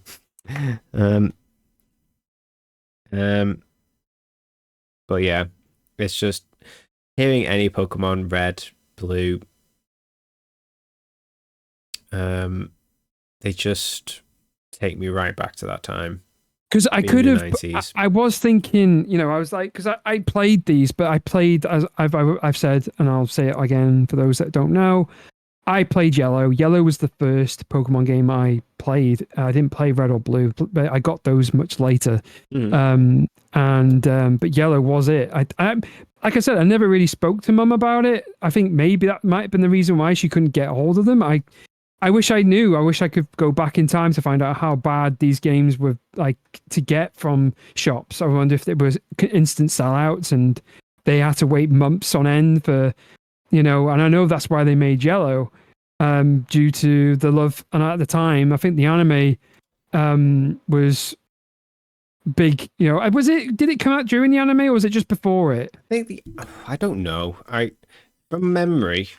I say with memory, take it with a big fat dollop of salt. Yeah, but I know. Yeah. I think the anime for me came first, and then I played the game. Let's have a look. Pokemon anime. I know Pokemon came out in the UK in 1998. Okay, so the first run was in 1998. Yes. What time did you need to leave for the podcast? I'm okay to go till 9:00. Oh, I don't need to leave. No, I'm all right. I'm good. Okay, we'll keep going then. Yeah, we'll keep going. We can probably get the bonus tracks in. Pokemon Red. So Pokemon Red came out, I kind of want to say 96 for some reason. 96, Pokemon Red came out in Japan in 96. We actually got it 2 years later in 98. That's why it was saying 96, yeah. Yeah, it was by Game Freak. Published by Nintendo. And they never made another game. I think they did make a couple of other games, but Nintendo's got them by the balls to make Pokemon, and that's it. Make me more Pokemon! And don't even change it that much. No. Yeah. So in Europe it was October the 5th, 1999. And then Yellow came out in 2000. So Yeah. Wow. Wow. Yeah. I would have We just. I don't are, know. to put nicely, silver foxes. We're fucking getting on. I know we are, and it's not just that. Like It's 20 plus years ago. it's brought questions to my mind now. Like, 25 maybe. how did I not end up with red or blue? I need to question. I need to know the answers to these. I need to know the Questions for your answer. mother. I am gonna ask. I'm gonna ask my mum. I need to ask my mum why did I not get red or blue? What was it? I mean, I think it must have been in demand. It must have been so much of a demand game that they couldn't do it. That the shops didn't have it, and then they redid. Then they got yellow, and I remember getting yellow. And I remember being the biggest beaming smile at the time of when I got it. And I went around everywhere with that Game Boy, everywhere that Game Boy Color. Honest to God, like it never big, left fat, me. chunky one. It never left me. I never had the OG Game Boy, never had the grey one, but I had the Game Boy Color. So that's probably why I ended up not getting most of the OG Game Boys, because I think. Or any of them. Actually, that's probably why, because my first Game Boy was the color. So it makes more sense that I ended up with yellow. I've probably been the newest one at the time. So that was probably what it was. So I never, like I said, that's probably, I've answered my own question for me. There you go. But yeah, God, I like I said, most of these tracks, I could have picked the battle theme. I was close to picking a battle theme. Because again, it's mostly every time you hear it, because the routes are different. But I chose Route 1 again for that reason, because it was the beginning. It was your start of a journey of epic, again, an epic proportion that honestly I can't fathom into words again, due to that nostalgia. It's anyone in the 90s playing Pokemon. We played possibly the greatest Pokemon game ever existed. I know I biased. I could have put gold and silver into this. But again, these were late. I played these Pokemon games before gold and silver. But hey ho. That is Pokemon. We'll move on now to your choice of Resident Evil. Well, talking about like polar opposites. I don't think you can get quite polar opposite as this track compared to Pokemon. It's Resident Evil is probably, how can I describe it? But it's definitely the first horror thing I've ever witnessed in anything, whether it be movies, video games, whatever. I never grew up watching horror. It just wasn't my thing. My family wasn't into it. It was only my auntie Becky who was really into horror, and she really liked Resident Evil. And not only my auntie Becky, and this is where my memories come from, is from my auntie Shan, who's like when I was a kid, when this came out, I was 6 years old, and she was a teenager, I think. Don't quote me. And she loved the Resident Evil. She loves the Resident Evil franchise. I don't think she plays it anymore, but my vivid memories of Resident Evil was going to my nan's house where she lived, and watching her play the Resident Evil games. And I've watched her play Resident Evil 1, 2, 3, 0, 4, Outbreak 1 and 2, Code Veronica, and she was just, I don't think she played anything else. She would just play those games over and over and over again, just trying to get better every time. And that's my memories with the Resident Evil franchise. I haven't actually sat down and played one to completion. I've played them all, but not to completion. And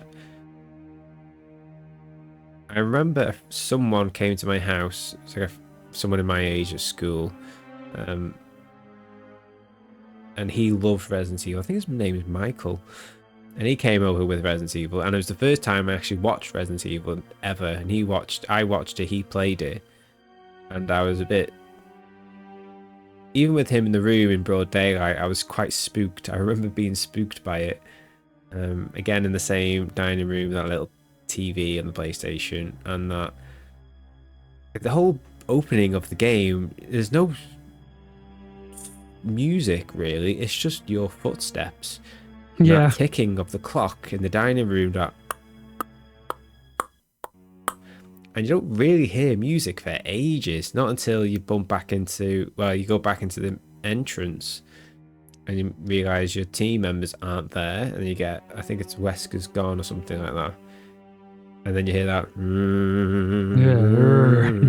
and it's just that low drone, that sort of foreboding, whatever it was trying to do. And I remember hearing that for the first time, and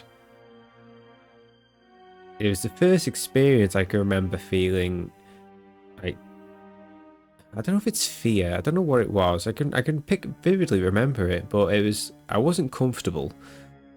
It was quite tense, and this kid Michael, I don't know what he's been watching, but he was quite comfortable with it. But I never played games like this one. I was quite, I was playing Disney and Sonic, and I think I was playing Final Fantasy at the time, maybe, or it might have been Final Fantasy came after it. But I wasn't playing violent games, and I think my mum just didn't get them, didn't bring them into the house tactfully, so I wasn't aware that they existed. And it was the first thing ever, this game, that ever gave me nightmares.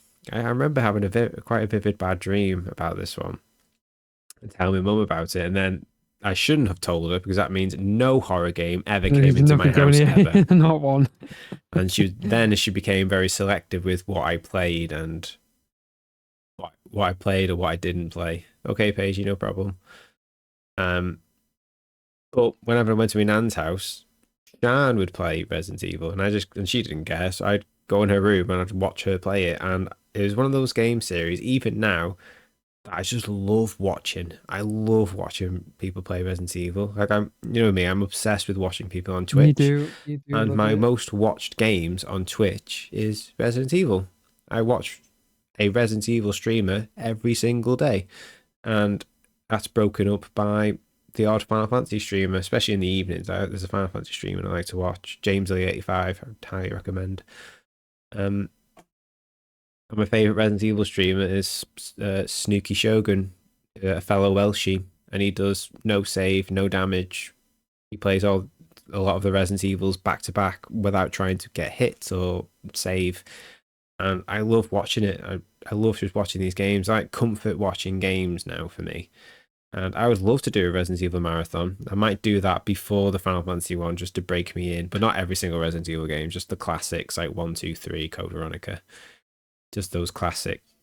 Although something might be in the work, just a little tease for those listening. Me and Zach might be working on a co-op stream of sorts later down the line. We might be. I'll keep you posted. And Resident Evil is actually one of my favourite series of all time, and actually started from that scary nightmare I had when I was 6 or 7 years old with this game. And that song, I don't want to call it a song, it's more of just a sound, just a low, droning, ambient, tense, eerie, moody thing. I don't know which composer of the three composed this one specifically, but and a lot of the tracks are like that. There's some like mysterious ones. There's not so like low droning. It's sort of like mystery ones. I keep forgetting track names. Sorry. And of course the iconic save room theme, which is one of the most popular songs in video gaming ever. That save room theme in any Resident Evil is so iconic. It does feel safe-ish, but there's an undertone of horror at least in it. We're talking about the wrong track. This track. I think this track perfectly creates that sense of horror. Like there's something dark and sinister in this place you're visiting, and it's quite slow, reflective of, even though this is touted as a action game, it's quite slow. It's not fast paced, it's quite slow. And you really have to take your time and be methodical in your approaches when you're playing this game. And I think this track perfectly encapsulates that. Even though there's times where you're backed in the corner and you've got to do quick thinking, it's still quite a slower paced. It's action horror, I'd say. It's not like a Silent Hill where we could have picked you could have picked a Silent Hill for this podcast, but again, we've run out of tracks. But so what's your thoughts on the track? Well, the first thing as well, and I was quite shocked that when I saw when we submitted the tracks that we were going to see, I saw Resident Evil on here, and I was like, well, I understand the logic because you are a big, a massive fan of the Resident Evil series, but I was quite shocked that that a track was featured, because to me, like, I play Resident Evil, I have fond memories with Resident Evil myself. I'm more of a Silent Hill fan. Yeah, absolutely. But for me, Resident Evil doesn't encapsulate music to me. It's debatable, isn't it? I don't want to say debatable. Like, is it music when it's just a low drone? But I think it is music. It's just not contemporary music. It's not normalized music. Yeah. It's there to create a sense. It's there, like all music, to create a feeling. Yes. And this feeling is tension and horror and fear of the unknown. And I think this track succeeds in that. And I think it works. And I think in that regard, it is a piece of music because it succeeds in creating an emotion. Because most of what I take from Resident Evil, from what I remember, is a game that relies heavily on sound effects. It does. It really does, especially the early ones. Absolutely. I think in its own right that the sound effects for Resident Evil is a track. Mm-hmm. Because of the doors, the stairs, just those the animation bits of everything in this game is a masterpiece. Yeah. Because of that sounds that they create. Just like we it gives you an alive world. Yeah. Yeah, the clock, exactly. Those sound effects from everything from the groans, as you said, the clock, the actual shooting, of the monsters falling to the floor. Yep.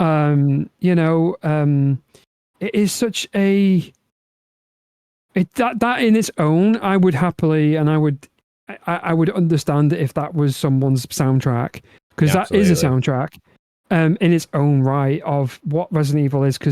But taking away of what that is, the other bit I remember is obviously, and this is obviously to everybody's own taste, but again, I grew up in the 90s. You grew up in the 90s. I will still forever love the soundtrack to this. The sound. I was going to say, I've thrown it off.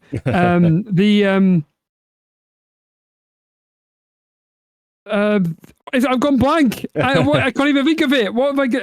Silent Hill? No, nothing to do with Silent Hill. No. With the soundtrack of... No, not that. No, the voice acting. Oh, the God, voice I acting. can never think of it. The voice acting, I don't even know why I couldn't even get those words out. Oh, it's so hot. It's hot here. It is very hot in the UK currently. Voice acting in this game is... It's like... The voice, it's camp as hell. And... It is the greatest voice acting you have ever heard, and I say that in a way of like, okay, yes, people know it is memed to hell. This is a meme game now. Yeah, absolutely. And what is this? It is sandwich. Oh, it is so good that you just have to play it. Still gets a chuckle, even though I've heard it 1,000 times. Honestly, you can hear. Yeah, it will make you laugh because it's just that.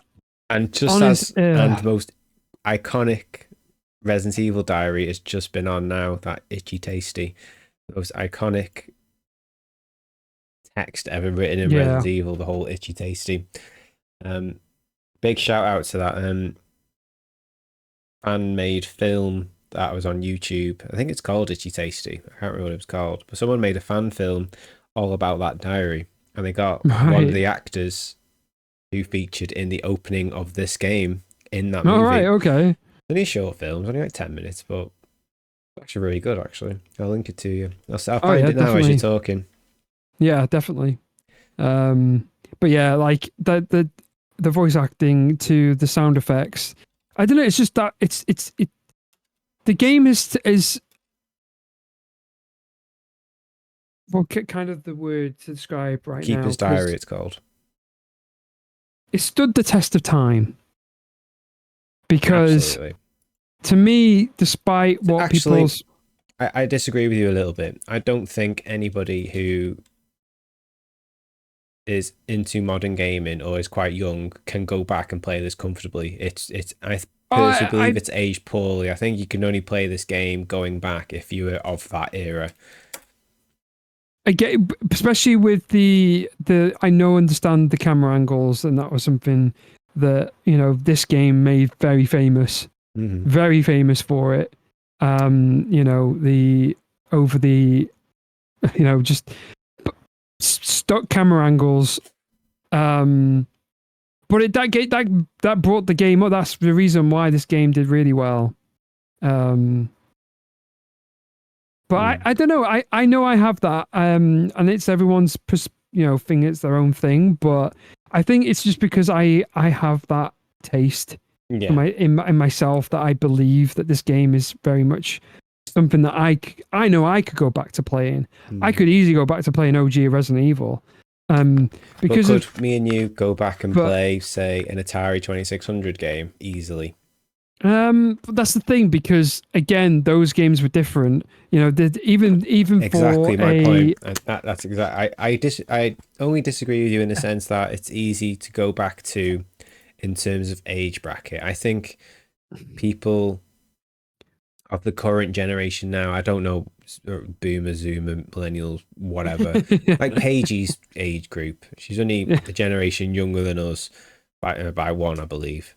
Yeah. And maybe that generation could possibly go back and play Resident Evil 1, but certainly generations younger than Paige Possum, or even younger, I'm talking about teenagers now and young adults like 20s, there's no cat in hell's chance they're going to look at this crusty ass blocky video game.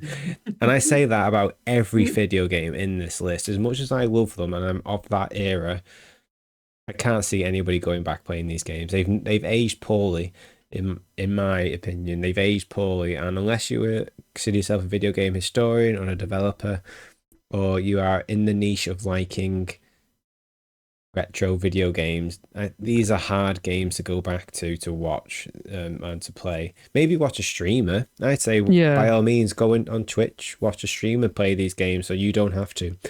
That's why we're in the generation of remakes, and I think they are very important. Especially Final Fantasy. Final Fantasy's brought that into the modern era, and that's definitely more playable than the original. God, don't go and play the original if you've never played a Final Fantasy game. Play the newer ones. I mean, you could easily say this about the GameCube though versions of Resident Evil. Exactly. They play pretty much the same way. They're hard to go back to. We're looking at it with rose tinted lenses. We're going on a different topic here altogether. This is probably we're going way off topic. Let's bring it back. Roll it back in. Bring it back in.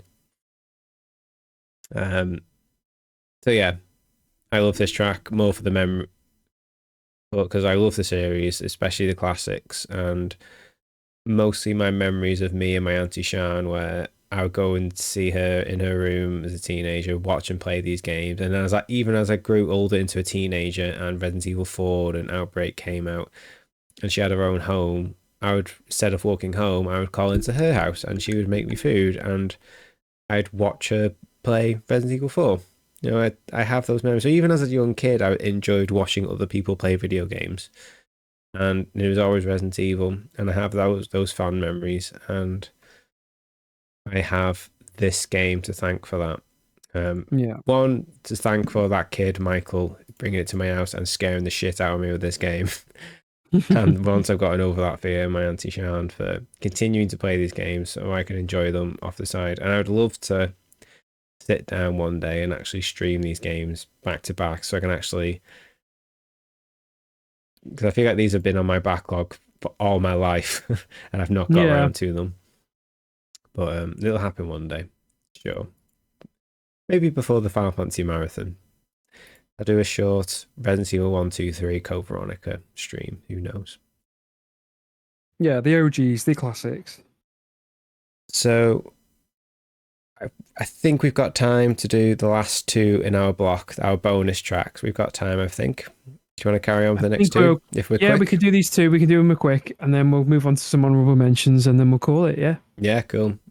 So last two tracks are Ospie from Lilac Wars 64 or Star Fox 64, depending on which part of the world you're from. Released in '97, developed and published by Nintendo. Another Koji Kondo.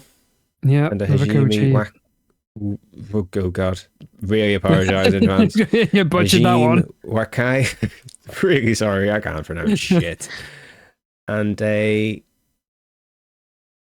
PlayStation 1, an unusual one for me, Rage Racer, PlayStation 1 from '96, developed and published by Namco, composed by Tetsukazu Makashima and Hiroshi Akubo. Maybe this should be all the podcast, just me trying to pronounce Japanese names. That's the one, yeah. Rage Racer sounds up Paige's alley, probably is. So stop yapping, let's get the songs going. We're going to shut us up and play some tunes. BRB.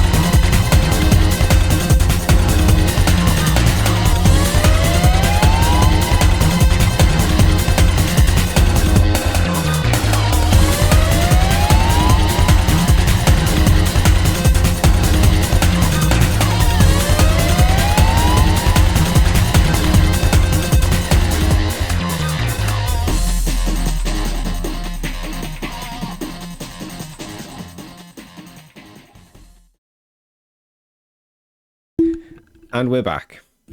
We're back. That track just makes me want to go very fast. But we'll talk about that after. Sounds like it should have been on. It should have been on Sonic. It could have been like a newer one, like if Sonic was in the PlayStation 1 or something. Yeah, definitely. But so Star Fox. Star Fox. Oh, Star Fox Light That Was, whatever you want to call it. It is a. Sadly, I've never played it. Oh, again, you missed out. You missed out. I never had an N64. You know, as kids, we played whatever we got, and this game is. I think something. It goes to show the differences in types of audiences compared to the UK and our American cousins. In the UK, we were very much a Mega Drive, then PlayStation country, and in the States, it was very much a Nintendo country. It was NES, then Super Nintendo, then N64. PlayStation, not far behind, to be honest, but I think especially in the UK, I think Nintendo 64 took a back seat to the PlayStation. I think that's fair to say. Yeah. Like everyone I knew had a PlayStation, but I didn't know anyone in primary school who owned an N64. I didn't even know it existed until I got into high school. And the PlayStation 2. I don't know if that was if it was just an area type thing, because everybody that I knew, or at least most of the people I knew, had a 64. Okay. Like I said, I had no friends, so I probably didn't speak to anyone who had a 64. One of my close friends at the time, he had a 64, and it was very easy to bring round games constantly because we just bring them over and play them. So it was like me, get it chipped. So this was like that's the reason why I sort of have such a fond memory with 64, because the PlayStation. It wasn't until the PS2 where I started sharing my console, or at least having people over playing. Because literally, the PS1, I didn't do any co-oping games. Yeah, I didn't do anything. It was all single player, and any co-op games that I could have played, it was just me. I didn't have people come over to do PS1 stuff. Mm-hmm. 64, yes, I had people come over play 64 stuff all the time. But like I said. It was a console that I was able to bring, or at least not bring, but the games over a bit easier. So again, like I have those fond memories from that perspective, because I've sat there with a friend, and we're enjoying playing, whether it being a. I mean, I was very close to putting a WWF game on this list, because. You love wrestling. I do. It was more about like not using a track as in not enough. Not a theme song, but more of the background music. That sometimes plays during a wrestling match, or if it's like a theme, if there's like a theme to it, because WrestleMania 2000 has an absolute banger of a track. But again, so I guess anyway, moving on to Light Wars. Again, this is it's a single player game. However, it has a multiplayer, and you can verse somebody, and it's not like you can't go into this game with two people. It's a shame, really, because I think this game really would have possibly been one of the greatest games of all time. It still is for me. Light Wars is up there for top 3, maybe my top 3. Yeah. We're gonna have to do a podcast, aren't we, about favorite games? It's not just the music that makes this game fantastic. It is the world. Mm-hmm. This is the first game, as far as I'm concerned, that has the greatest voice acting in a game. Really? It is honestly. Honestly, Falco. Falco is voiced fantastic in the game. All of them are fun. All of them are. I know Peppy. I know Peppy is meme to hell with a lot of what he says. I've not played this game, and I bloody know Peppy. Do a barrel roll and yeah. Slippy with the very annoying voice but it's it doesn't matter, and the game makes it alive. Like you can see the gameplay going right. Don't you're not, because most games you are the hero, and you are the hero. Of course, Star Fox is the hero. But you see your teammates flying around doing something. There's not many games at that era that did that. In fact, there was, and it was the first Star Fox.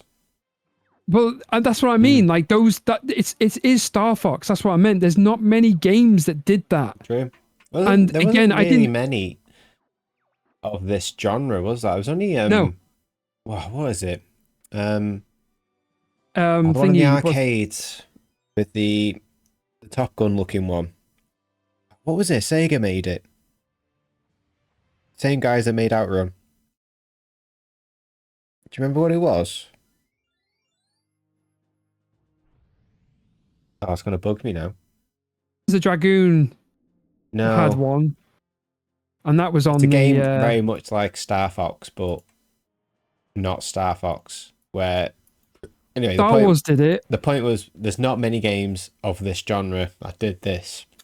But it was, I think it was more to do with like, okay, you are Star Fox and you can't be anybody else, but it's the text that comes up on the screen.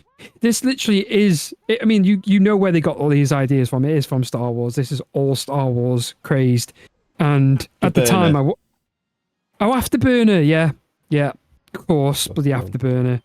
But again, Afterburner was it was just you versus everyone that was on the screen. I don't think it really had much of a. You had help from elsewhere, but sometimes you see a big ship go past or something like that. Maybe that might have been something of yours, but they usually tend to not do anything much with Afterburner. But Afterburner was a great game as well. And that was a soundtrack. Just like I said, but moving on to the soundtrack, moving on to the actual track I chose, because there's a few tracks before that one, before you even get to B, because you have the main menu theme, which was fun. Yeah, I honestly, all these tracks. Then you have Corneria. You also have the boss battle of Corneria, which is very intense. It's kind of like eerie music, and that helps play into the boss that's come in, because when the boss enters, it goes quiet. The music fades. Mm-hmm. So this is the bit that doesn't really get played like during. Obviously, you don't really get it. I kind of wish we got both. Oh, hello. I can still hear you. I heard a doodle. Oh, I stopped the stream on our end because that was. Oh no, there's still another one. Forgot. Sorry, carry on. I heard something. I was like, oh god, something happened. I can still hear you. I think it was me on my end fiddling with shit. I thought, oh no, something's happened. Someone's gone. I can still hear you. Don't worry. Okay. But the best bit of, like I said, I wish I'd found it, or I wish I did more research and not just send you the actual track, because I would have loved it with the. I think we could just probably. I don't want to tell you to do it now, but actually, I don't know. Do you want to do it now? Do you want to do it in? What do you want to do? Get the second part. Get the second level. Get the second level. 64. Yeah. Level 2? Asteroid Belt. Yeah, it's the Asteroid Belt. Asteroid Belt. Yeah. Or just put level 2. This one? Yeah. Asteroid Field, same thing. But this is it. So, you have the eerie music of it playing as you're going through it. I don't think you'll get it right now. I have to put. So we're looking for the bit. I don't know, because you haven't bloody played it, have you? No. You haven't bloody played the game. Basically, you go into the point where the boss comes in. So it's just a bit before it, because the music dims, like it goes out. It's before this, yeah. So you've gone, yeah. There's the boss. So it's the last bit of where the asteroid belt is. So just a bit more, because there's talking. Yeah. From here, that's it.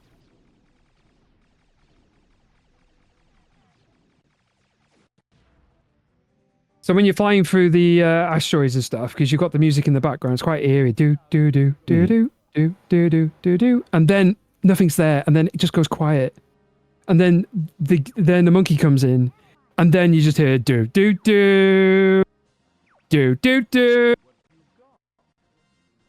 Do do do do do do I do want and to it's play just it it is so epic. Oh my god, this whole fight, as much as how easy these bosses are, the music that goes with this, honestly, it's probably the greatest boss battle theme ever. I know I can say that now. Hey, That's a big claim. I honestly, it is. I mean, listen. I mean, It's a it great is track. so good. I mean, doing, it's just. Excuse me. It's everything that prior to it, because it's just how it goes into this track, which makes this track even more epic. Because listening to it, you're just thinking, oh, wow, this actually really sounds like a really good track. But then I have to give more context, and the context with it is that reason. Yeah. And then it gets to a point where at this point now it's on the screen. Again, it goes. You basically feel like you've won, but you've still got a health bar, and he flips over, and then he's just like, "Nah, yeah, you're gonna go again," and then you go.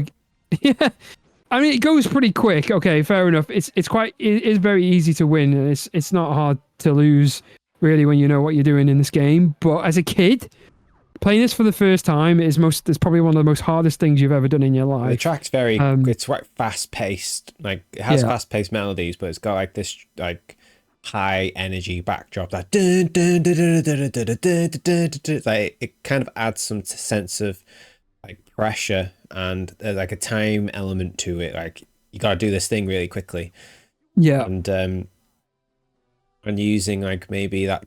I don't know. Again, I don't know what the sound is. Like, like emulating a synth, kind of helps create that sci-fi sort of. It really setting, is. Yeah, maybe. sci-fi.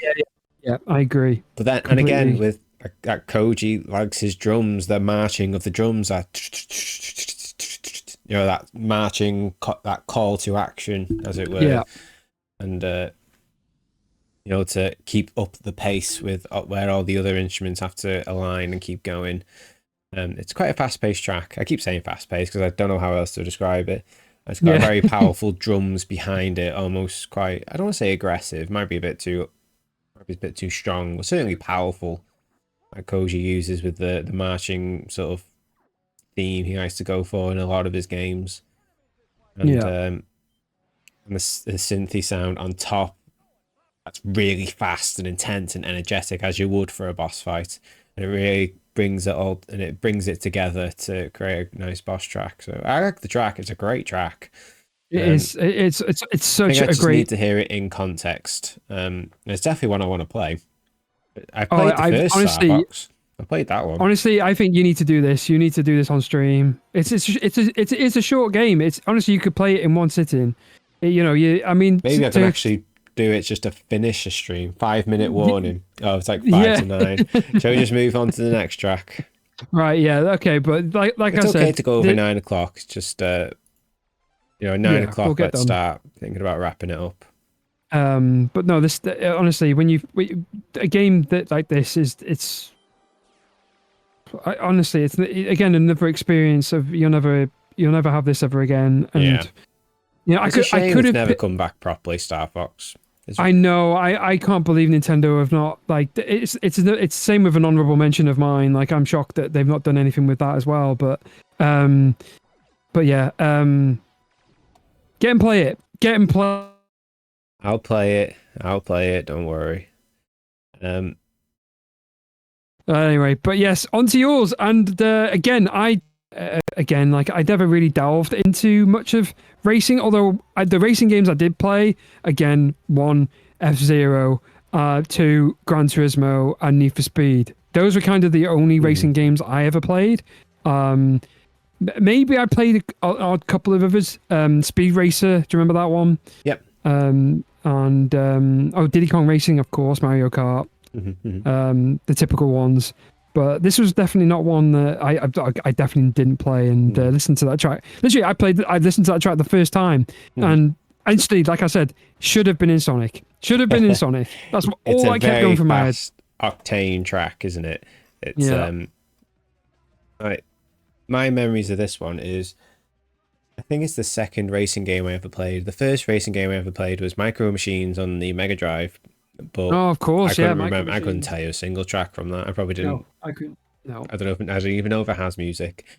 But when I got my PlayStation 1, this was one of the first games I got with it, if not the first. I got this in a football game, and I played this game a lot. I think it's the only video game that I can recall where me and my dad and my mum took turns playing it. Like none of us, we didn't really play video games together. It's not something we did. It was a me thing. I played games, and every now and then I catch my dad playing Sonic the Hedgehog, and I'd watch him play it. Or he'd watch me play it sometimes. But Rage Racer is one that we all took turns playing one time, and I remember that memory vividly. So really, it was just kind of in honor of that. But also, I love the soundtrack to this. It's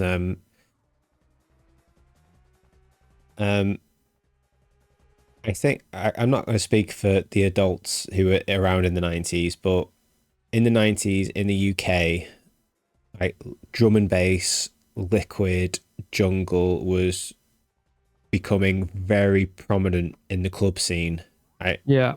And the PlayStation's marketing team very much tried to capitalize on that. Like even their console was very, like it's got that grey silver. And you only have to look at a game like Wipeout, which basically not stole, but highly influenced by the artwork of that 90s underground club scene with jungle and that stark silver with sharp colours on top of it. So of course a lot of video games tapped into that. And Nintendo wasn't a stranger to that genre at all with drum and bass. There's some of that, especially in a game like Banjo-Kazooie. You do hear it, a bit of jungle in that. But PlayStation 1 went ham with jungle and liquid and drum and bass. And I wanted to also bring this track that's playing now in the video, Mathma Beat. I think this track much more encapsulates jungle and drum and bass more predominantly. It's a genre that I've only delved into in recent years. This is my first exposure to that genre, this video game here, because all the tracks are like that. I picked that one because it's the first track I remember listening to and listening over and over again, because in this game you actually pick the track before you play the game. Oh, right, okay. And I always picked Rage Racer because it's got guitars, and around that time I was really into rock, and from my mum's collection, like Jimi Hendrix and things like that, and Prince. And I was falling in love with guitar, so when I heard that track in Rage Racer, it did very well. I don't know about very well, but they blended that high octane guitar playing with the beats and drum of a tribal jungle liquid genre. And now looking at it back with varying success, I think a better racing game album is from Wipeout, the very first Wipeout. I think that encapsulates 90s club jungle and racing and video games blending together much more successfully in Wipeout.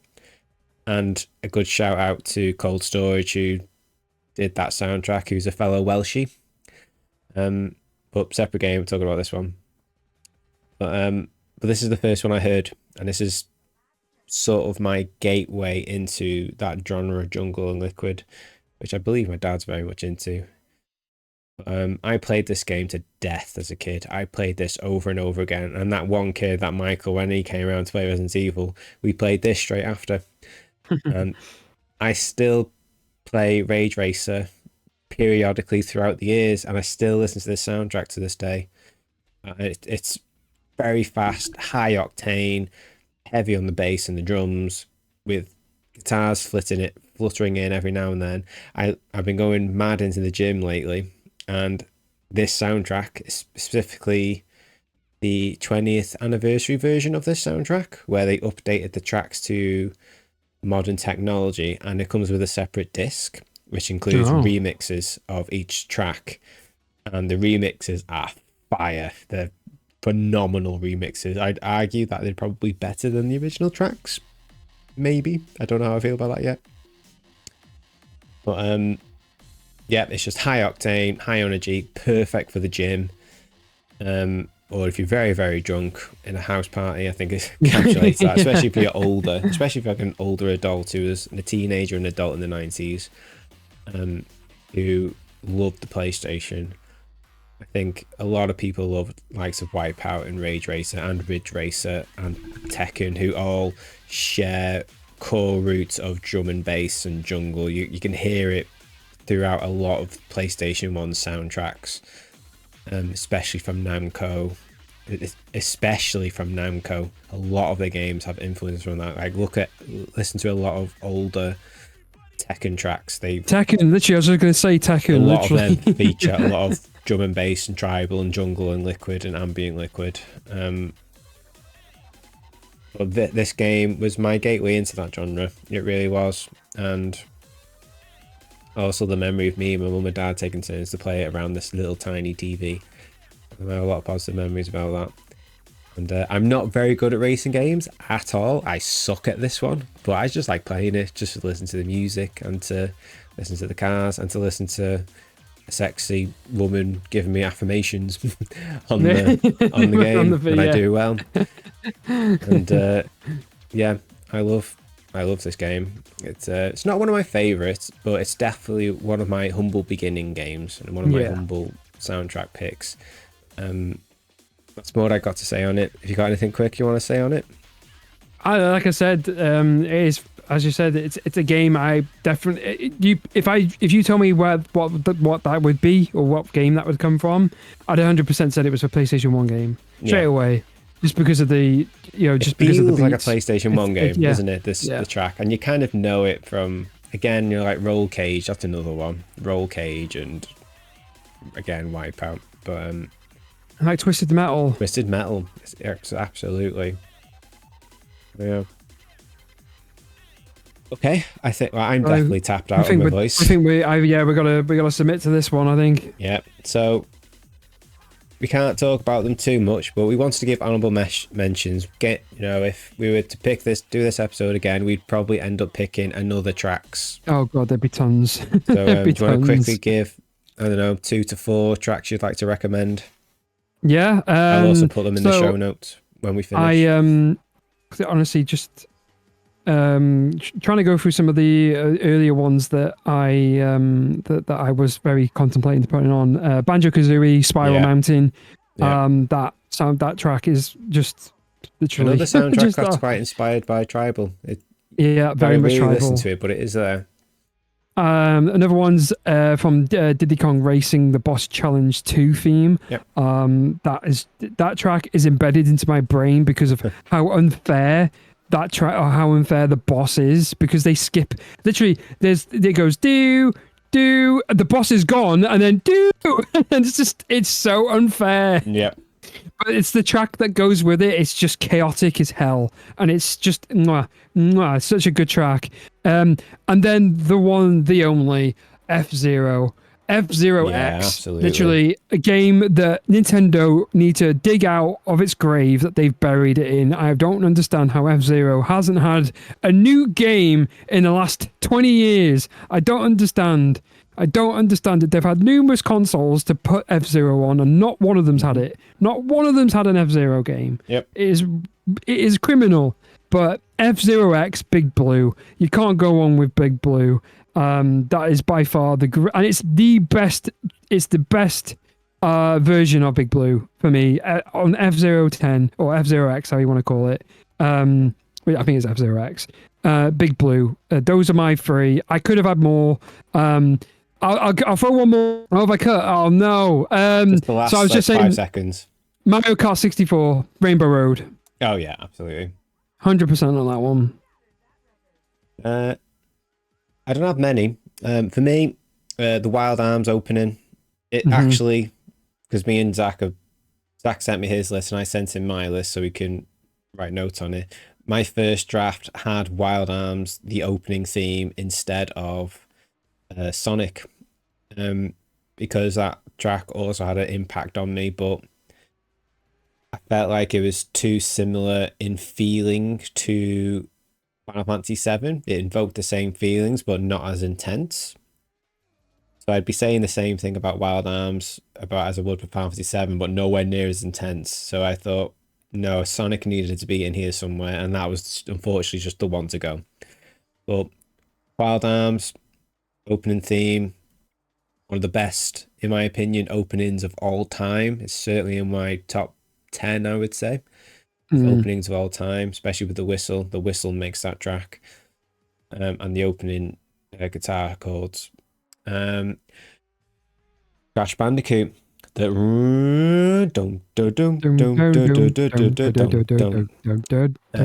Sims, sorry Paige, I never played The Sims. Not a game series for me.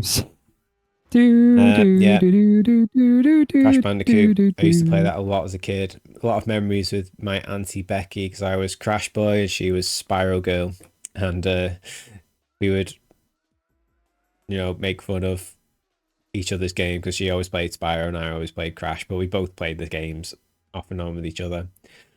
And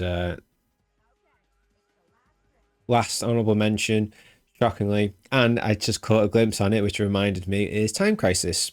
Oh, Time Crisis. I played that game to stupid death. Over and over and over and over and over and over again. And I played that game with no G-Con, with a controller. And I'm always in a time crisis, I know. The time escapes me. And yeah. He has to reload. Just that opening track, the a lot of high octane tracks in this episode. But yeah. They're the only 4 I wrote down. I think it was 4. But I could have. I did write. I wrote quite a few. Actually, I wrote quite a lot. But I give you leave it there. We'll leave it there. I think we said enough because we can do a whole other episode on Humble Beginnings. I think we've got enough tracks between us to do another episode. I think PS1's its own right as well. Like we should probably do them in their own. Absolutely. But yeah, we've come to the end. Now we are going to leave you with a bonus track. We are. Now, some of you amongst you might be thinking, there's a very prominent video game I feel like you're probably missing in both of our lists, and we have not forgotten it. It's actually probably one of the first games we talked about when we discussed this episode. It's just we wanted to end it with this track, with this game, and we was just deciding which track. And if you were at all a PlayStation 1 fan in the 90s, you've probably heard of Metal Gear Solid. Even if you've not been around at that time, you probably know Metal Gear Solid. It's a pretty big deal. And even more so now with the recent announcement of Metal Gear Solid 3 Remake right around the corner. So we're going to end with, again, another game that's probably in one of everyone's favourite games of all time. And certainly in a top 10 of games to play before you die. It's one of the GOATs. It's up there with Ocarina of Time, Mario 64, Final Fantasy 7. It's a league and class of its own, Metal Gear Solid. But which track do we pick? For both the opening and the ending, we both have to settle on one. I'm quite happy with any track on there. For me, it'd probably be It's Yet to Come, the one with the vocals. Yeah, the vocals, yeah. Everyone knows that one. But Zach had a better idea, which is he suggested a track from where you actually play the game, when you're actually in the game, in the thick of it, when you're crawling around. So which track did you select for us to close the podcast on? I selected not Encounter, was it? No, the Cavern. That was it, not Encounter. Encounter would have been another great one, which is one you hear. No, it would have been. That was the one that's the one that I was going to pick with, but I thought the Cavern was the better one. Cavern's a great track and doesn't often get picked. No, it doesn't. I think it Because gets left everyone out. picks either Encounter or the vocal one. That's exactly it. And I was like, well, people do pick those, and they have every right to. It's just for me, and the way I experienced Metal Gear that's it. As in, like, when you're in the game and sneaking, that's what the point is. You're supposed to infiltrate this facility. Yep. So, and this track literally is Metal Gear to me. That. Yeah. Encapsulates the whole experience of what Metal Gear is. Not and I'm shocked that a lot of people don't talk. I don't know if ever people do talk about this. I don't actually actively look, but surely I don't know. Maybe we might be a small percentage of people here that actually talk about this specific track. And I want this to be, people to understand that sometimes it doesn't always have to be the main theme. Doesn't have to be the one that's got all the action and gun firing and everything that's going on in the background. And that's the one everyone remembers so much, and I know you do too. This is a track. Whole singular podcast. Oh yeah, just Metal Gear Solid. We could do about the whole series, but just Metal Gear Solid. We could probably do a tier list eventually one day, but yeah. Metal Gear Solid is in my top 10 games of all time. Soundtrack means a lot to me, so much so I have it on vinyl. Oh yeah. I know you're more partial to 2, I believe. I am partial to 2. I am more partial to 2 than 1. Fantastic game. I love 1 as well. Like I say, it's the same between 10 and 2. It's 10 and 7, 10 and 7, and this and the 1 and 2. It's just that. It's just for me. Like that's how it is. Depending on the day you ask him, it could be one or the other. Yeah, it's exactly that. So we did our first podcast. We did it. We did. Finally. We have. We've been teasing it for half a year, but finally got there. Everyone who AG joined in, thanks for chatting, and lurkers, thanks for lurking. We do hope you join us for the next one. We will. We haven't planned what we're doing for the next one or when, but hopefully it won't be as long. It's just when time allows and health allows and when the stars align. But we'll keep you posted. You can join us on our Discord to find out when we go live, keep in touch with us to find out, or even offer suggestions. We're always up for suggestions on what type of podcast you want to listen to. Don't forget to follow us individually on Zakashi Gaming and Guy in a Hat Games on our individual Twitch channels. Zach is planning on... Do you want to say what you're planning on? But hoping and planning, I will be planning, and I will be doing a Nuzlocke. I'm going back to old school roots on the channel. If you've been there from the beginning, I'm doing Pokemon Soul Silver, so we'll see how far we get on possibly my favorite Pokemon game of all time. Awesome. So we shall see.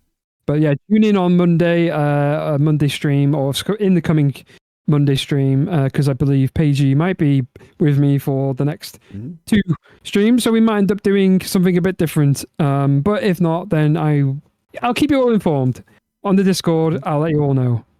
And we don't have individual Discords for our individual Twitch channels because we just don't want to mod a load of different Discord channels. We just have the one Discord, which is the Silver Fox Gaming. It advertises Silver Fox Gaming, both myself, Zach, Guy in Hat Games, and Zakashi Gaming, when we all go live. I am planning a return very soon. I've just been busy with life and focusing on my health because I really needed to. But now I've got a good rhythm going and I feel like I can come back, and it'll be a short game when I come back, something like a Resident Evil or even a Star Fox. I just want to do something cozy. Every time I start a stream, I always pick the most like Dark Souls, intense game I can think of. And I just want to do something chill and cozy for my return. So yeah, I know Resident Evil said, oh, you're playing a horror game in your return. To me, Resident Evil's cozy, it's chill, I can have a good time with it. And or Star Fox, where it might take me 30 minutes to finish, especially with save states. But enough rambling. I have been Guy in a Hat Games, and you have been... I've been Zakashi Gaming. And yeah, thanks for everyone for being here. Thanks for chatting. Thanks for lurking. I am going to mute us, but not before we play Cavern from Metal Gear Solid 1, composed by Kazuki Muraoka. Hopefully I pronounced that right. Have a wonderful week. Bye-bye. Smell ya. That's the wrong track. That's the wrong track, Mr. Hat. Don't be playing Are you it. playing the wrong track? How anticlimactic. No, we're going straight to Cavern.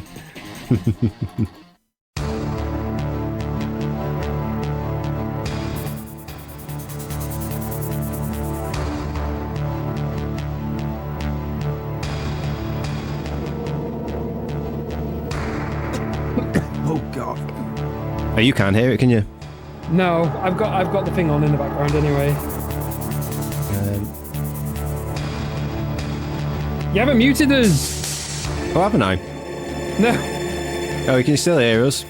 Yeah. Oh, well. Hey, it's a scuff stream. Deal with it. Bye, everyone. Bye.